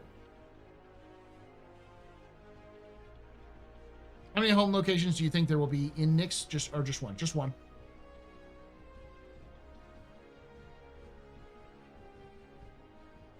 The fuck? Levski looks like the actor who played Robb Stark.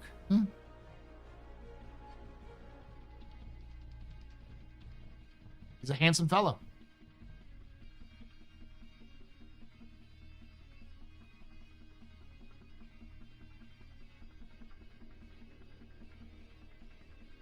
Of course, you've been doing real life for 10 months, Zero Star Citizen. Am I so good letting it cook, or is it something that meaningful worth playing right now? I haven't kept up with any news. Yes and no. The best way of describing Star Citizen right now is it's the most stable it has ever been in my experience. It has more content than there's ever been before. But it is still frustrating in the sense that sometimes the game can just sort of punch you in the face and ruin an entire session. So it still has issues and bugs. But I would say if you have the game and you haven't been back in 10 months, yeah, you should be playing Star Citizen at least a little bit.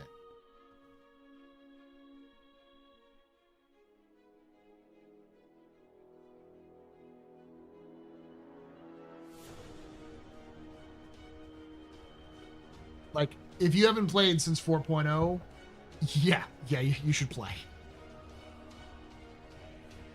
IAE would be a perfect time. No problem. Just keep in mind, Zara, that you're going to have bugs still. There's still going to be some problems that will occur. But there's like, fuck. You've got Hathor, you've got Stormbreaker, you've got Onyx, 3 different facilities you can visit that are new, that have brand new stories located to at least some of them. New missions, new mission giver. There's fucking the first Banu of the verse with Wicklow and his Emporium. There's overhauls to salvage. Fuck. New ships.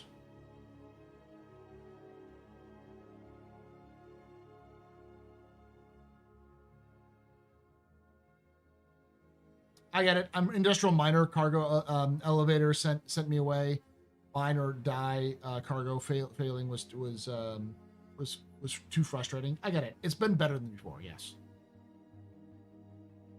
You missed the most frustrating and best event they did, which was their resource rush, which was a mining and cargo mission, but it was only for a short time. One of the they ran it for like 2 months.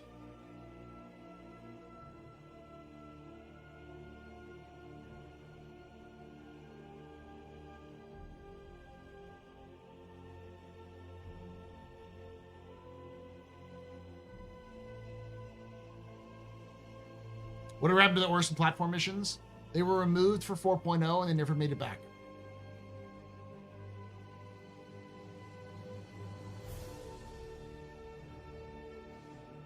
What about if it doesn't give you an ICTY after doing all the before it took more than one session, right? Yes. And I lost all my stuff.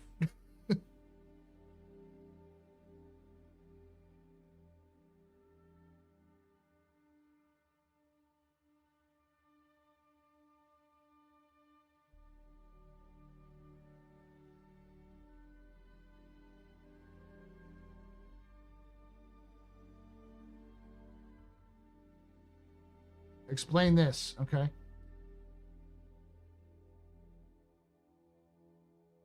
I can't explain a loading screen.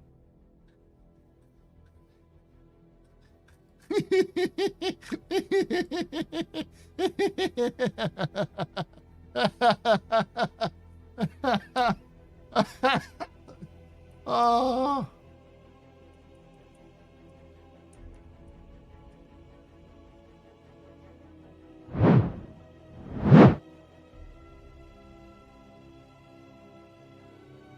It's very excited to meet you. Online. That's not how to explain it. It's just very excited to meet you.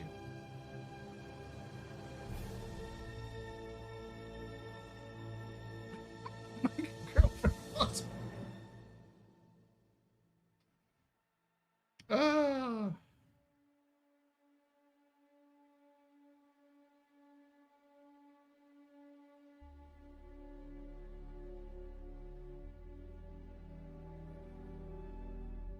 I love the description too.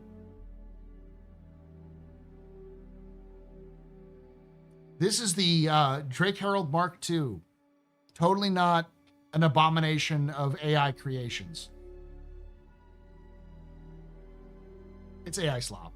It's AI slop that someone's managed to cleverly work into a video as if it's part of the game.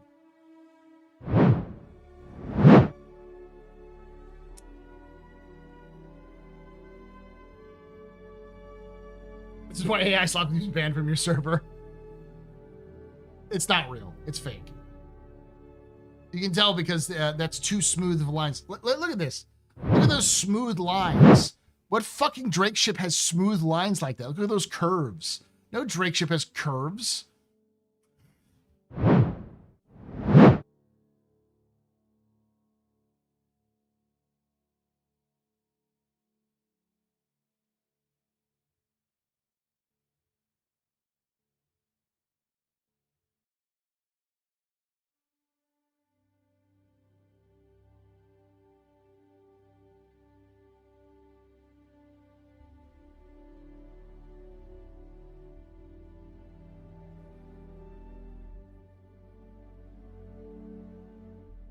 The blue has curved glass. It's the only thing that has curves in the Drake lineup.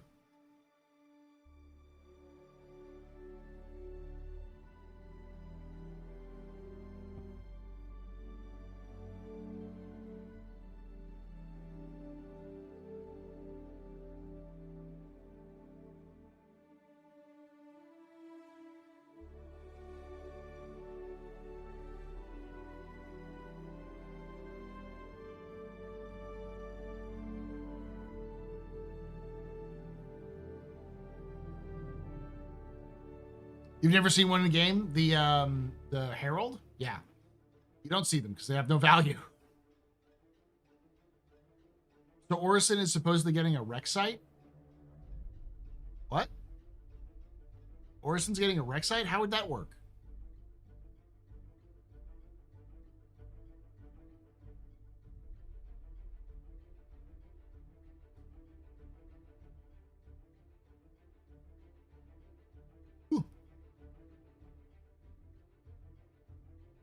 Cutlass Steel was designed by marketing. Is not a real ship. Listen, I disagree. I think the Drake Cutlass Steel is the most Drake of all ships.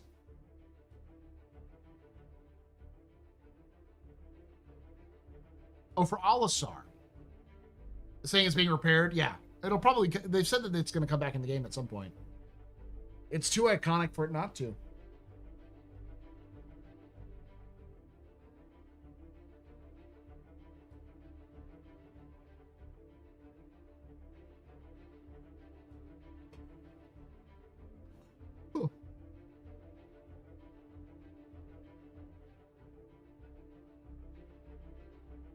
Rec site in orbit. Heard of rumor of a rec site in the PTU, perhaps a platform.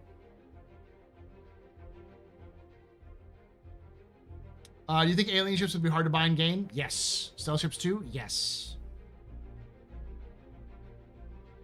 The Orson rec site is just an escaped weather balloon. It's a drone. Wait, Paul. The Herald has plenty of credit value in store credit. It'll eventually be good for its role when that role actually matters. Listen, when it first comes out for its role, it's going to be overpowered as shit. It's just it and the Star Runner are the only data runners we have, so.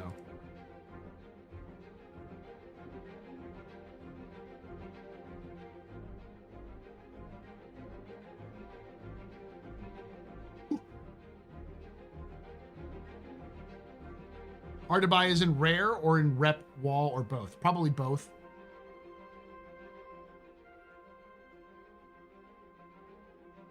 You can elaborate, please. Probably both.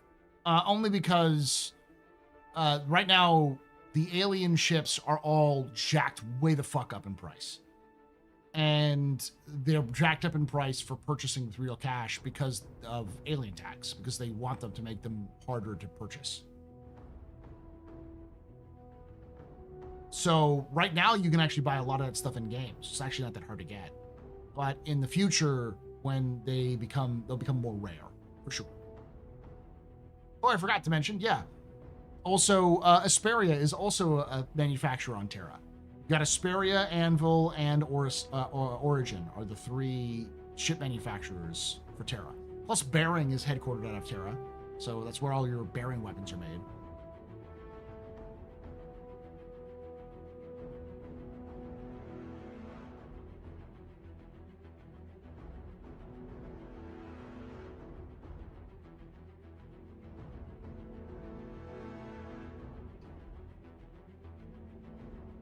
But you said you weren't following the game. You think there'll be any more blades offered for additional IAE ships this year, or do you think they X that after the Gladius stuff this year? Yes, 100%. We're not going to see it. So I think it's done. I think CIG heard that the everyone lose their shit and learned the wrong lessons as usual, which was don't sell blades, which wasn't necessarily the wrong message, but it was all, we want blades, we just want them in game, free, play them. Doesn't Grey Cat produce stuff in Stanton? Yeah, there's a Grey Cat manufacturing hub in Hurston. Yeah, there's it's one of the distribution centers.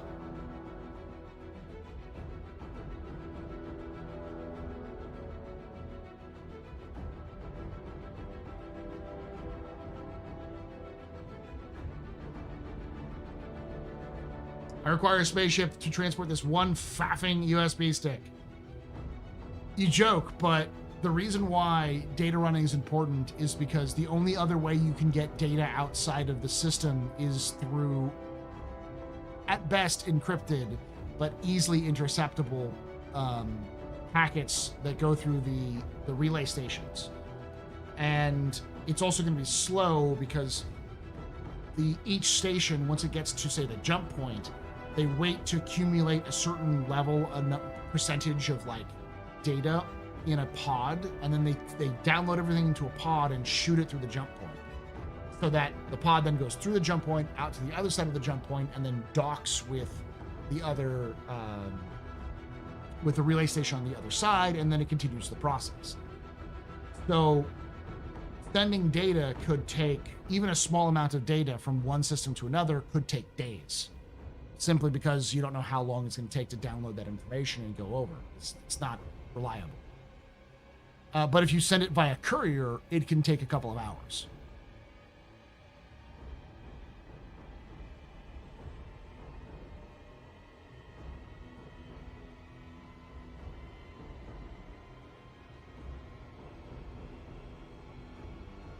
I didn't pay too much attention, but I saw it and the drama that when it happened, but never paid attention to the solution.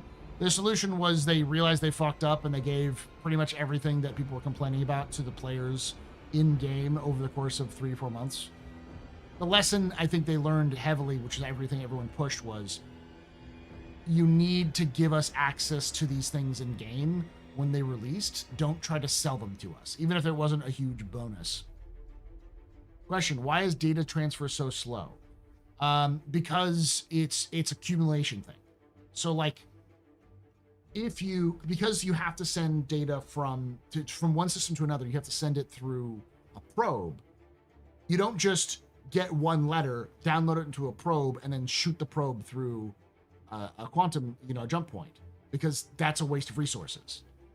The quantum value it takes for an automated ship to fly through a jump point is high, very high, if not also possibly downloading the data into a ship that's traveling through the jump point so then it can then deliver it to the other side of the jump point. That's also high because you have to pay those fees. So, for message traveling. So they wait until enough data is accumulated before they send it through a jump point. And there's no guarantee that there's enough data. And then some of them might have automated schedules that they go through. But if you miss the wrong cutoff for the time, that could be a day.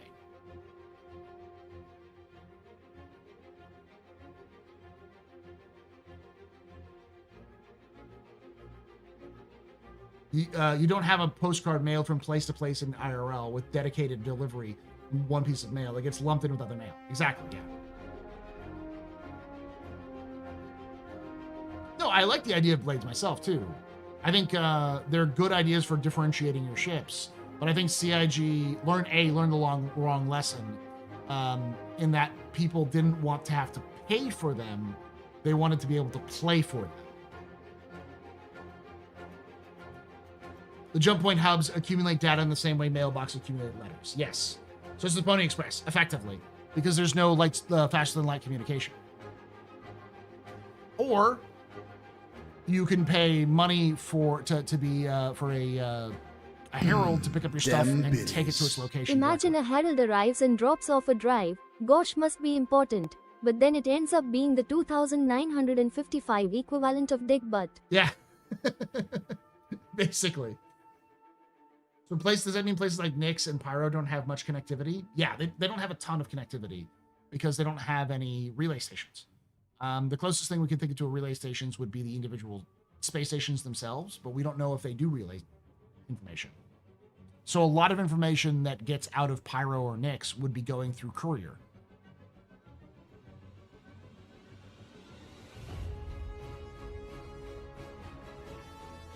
Okay, because it's faster than light to travel through the wormhole, it's faster to stick a data ship and then jump it through the point and then transfer the data. Basically, yeah.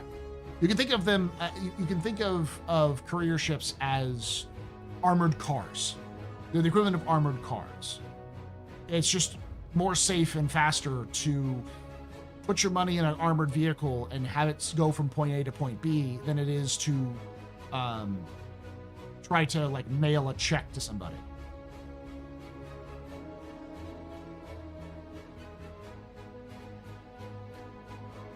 Do you think data running and exploration are tied together? To a degree, yeah. Because they both involve traveling through jump points and stuff like that.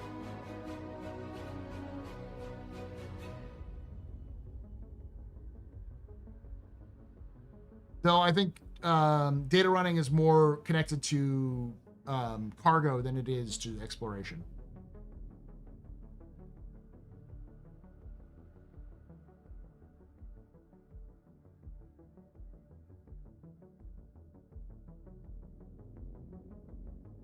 Is cargo and smuggling is what it is.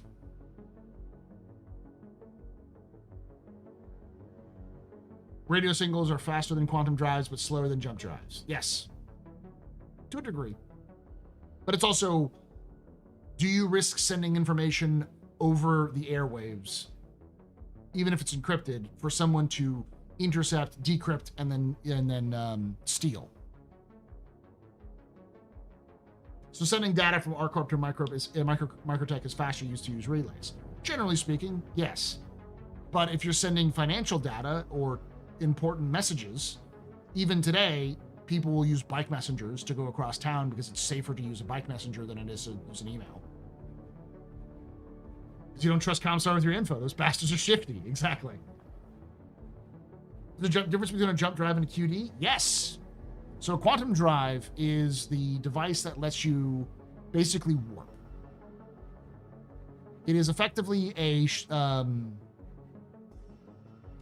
what is it called? Dem biddies. DDUUUUUDE. Imagine how much herald traffic is due to distribution of cake.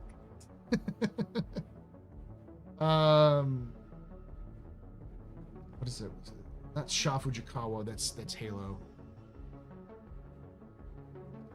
The actual warp drive theory in reality. I always forget the name of it, but it's a warp drive. Alcubierre, thank you. The Alcubierre drive.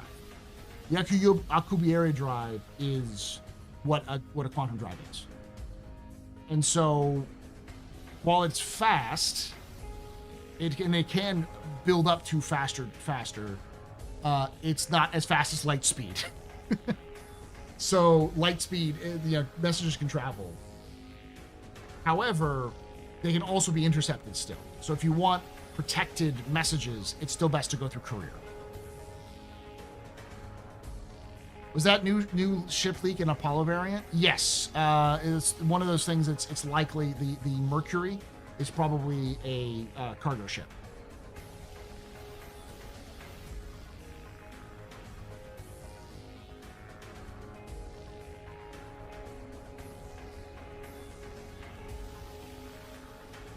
I think the Italian would make a fantastic high-sec data courier if they could make a module for it. Yeah.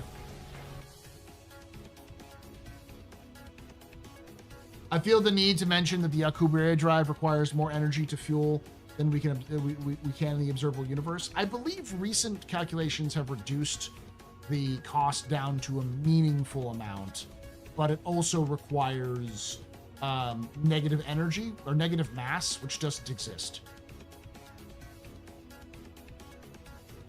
If I'm mistaken.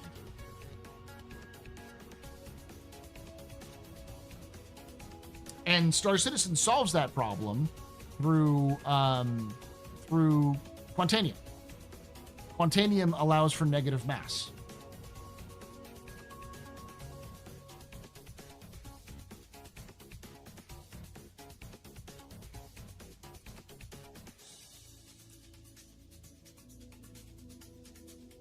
In fact, they made a very elegant solution, because the thing that jump drives do, is that they're actually attachments to quantum drives. So a jump point simply modifies a quantum drive so that it can open and close jump gates. Because the same thing, negative mass, which allows for the Alcubierre drive to work, is the same thing that, in theory, could open a wormhole. So Quantanium has mass changing properties, so it can actually change.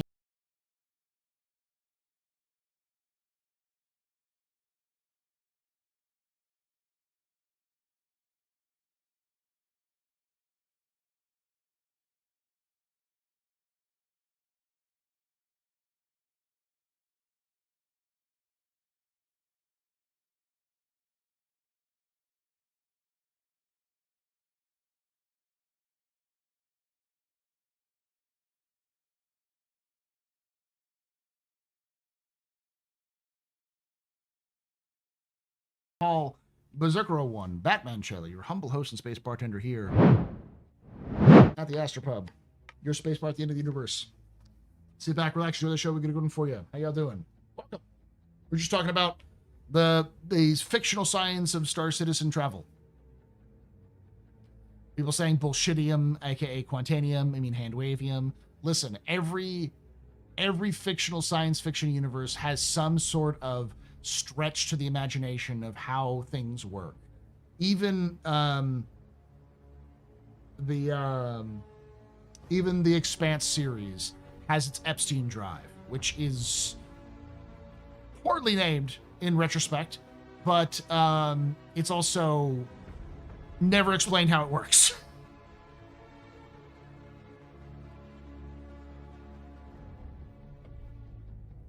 Which I think most people fluff it up as being the most accurate representation of space travel in science fiction, and it's like half that shit's made up.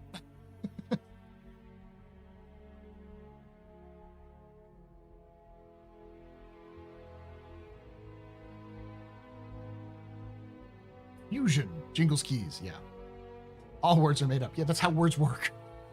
What I mean is that they invented science. Half the shit is just invented science. It's not real. Because it's there for the convenience of the universe and the plot. Because that's how stories work. Which bringing us back to why did that gunnery officer refuse to fire, and what the hell? Why were they? People were mad at that gunnery officer not firing in Squadron 42's prologue. Because story, because drama. I did just say Epstein drive. That is the name of the fusion drives in the Expanse universe. I am not joking. Look it up. It doesn't actually predate that. It predates the modern connotation with it, but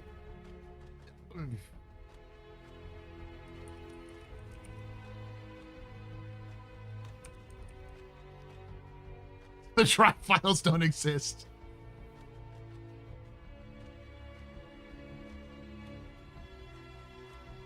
The first book came out in 2012. 2011.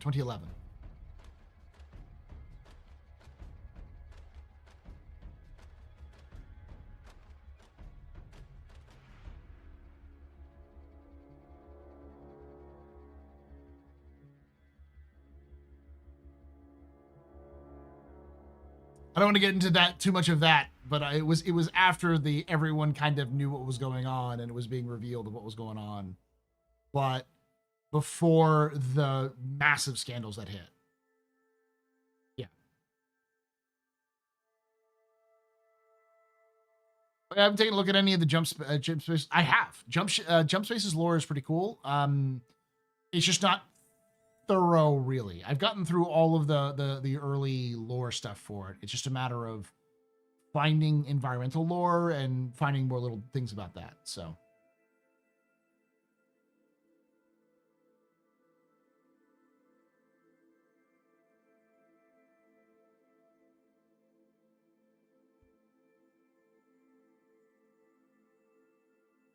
Well, it's a super efficient rocket, basically.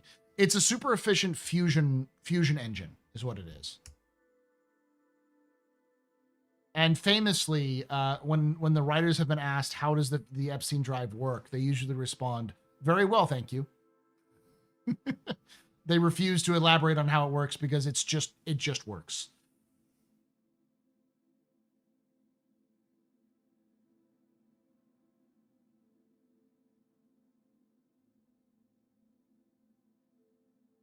Y'all think Nyx is coming out this year?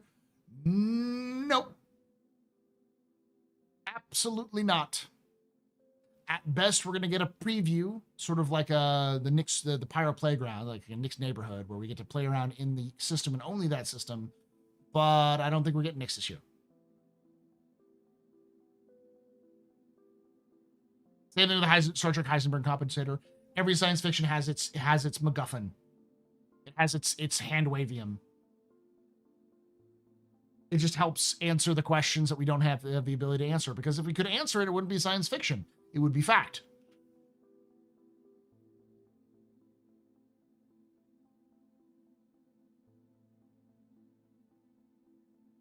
Yeah, fun fact, it killed its creator.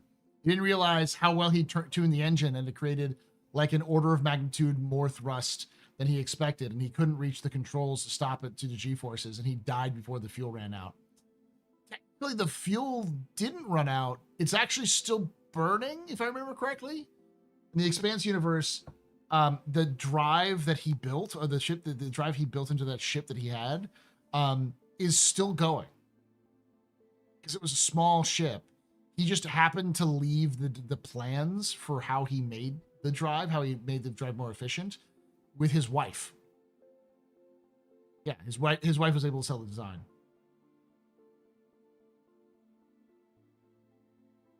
No, it's still there's some mentions in the books of how they still imagine that he's a skeleton somewhere, or not skeleton, he's a corpse stuck to a ship that's still burning off into the distance.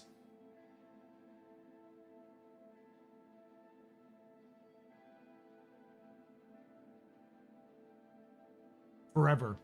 Because even if the fuel ran out, he's still going so fast, so far, that he will never be able to slow down.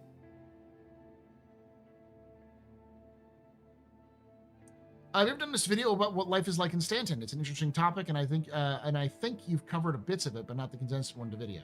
At one point, I do want to do a system survey for Stanton, where I go through each part, that kind of stuff, but it'll take a little bit longer. So, then he went for smokes. Did he get smokes? Dad? Yes. I think it was one of the later books that they mentioned it.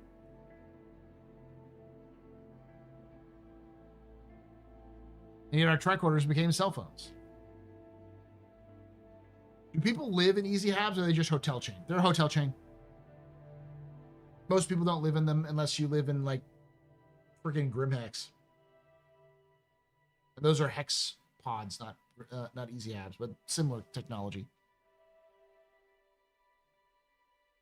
Doing any Austin style video about the unemployment and I have joked about doing a any Austin style video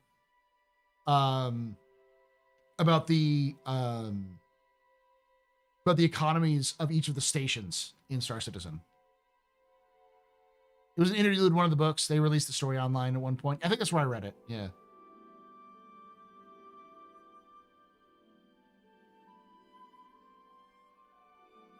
So with the 20 or so G's of acceleration that he was hit, he did relativistic speeds in a day or so. Yeah. So even like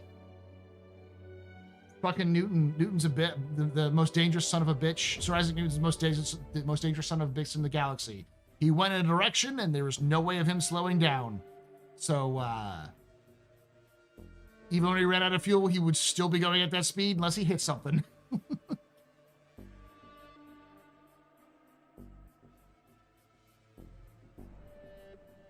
Or got caught in a gravity well somewhere.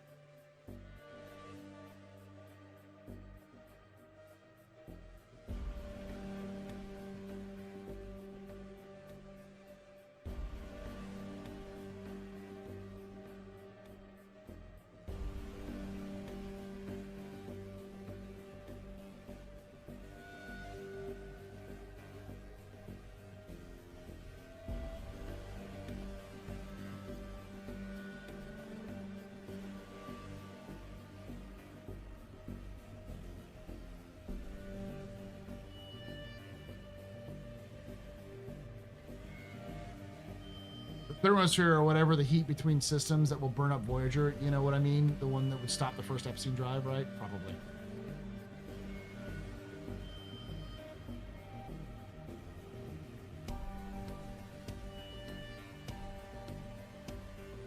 All right, y'all. I'm gonna call it. We've been going for 3 hours and 30 minutes. I'm gonna get some sleep so I can get up tomorrow and go to work and then do the things I need to do. I will be back on Friday where we'll be doing a mini pubathon. So we'll be starting at 9 a.m. and then we'll be going until either 4 hours or 9 hours, depending on, or anywhere between. We'll be doing at least one giveaway, if not 2 giveaways. So come join us for that. And yeah, like I say every time, hope to see you someday. The Black.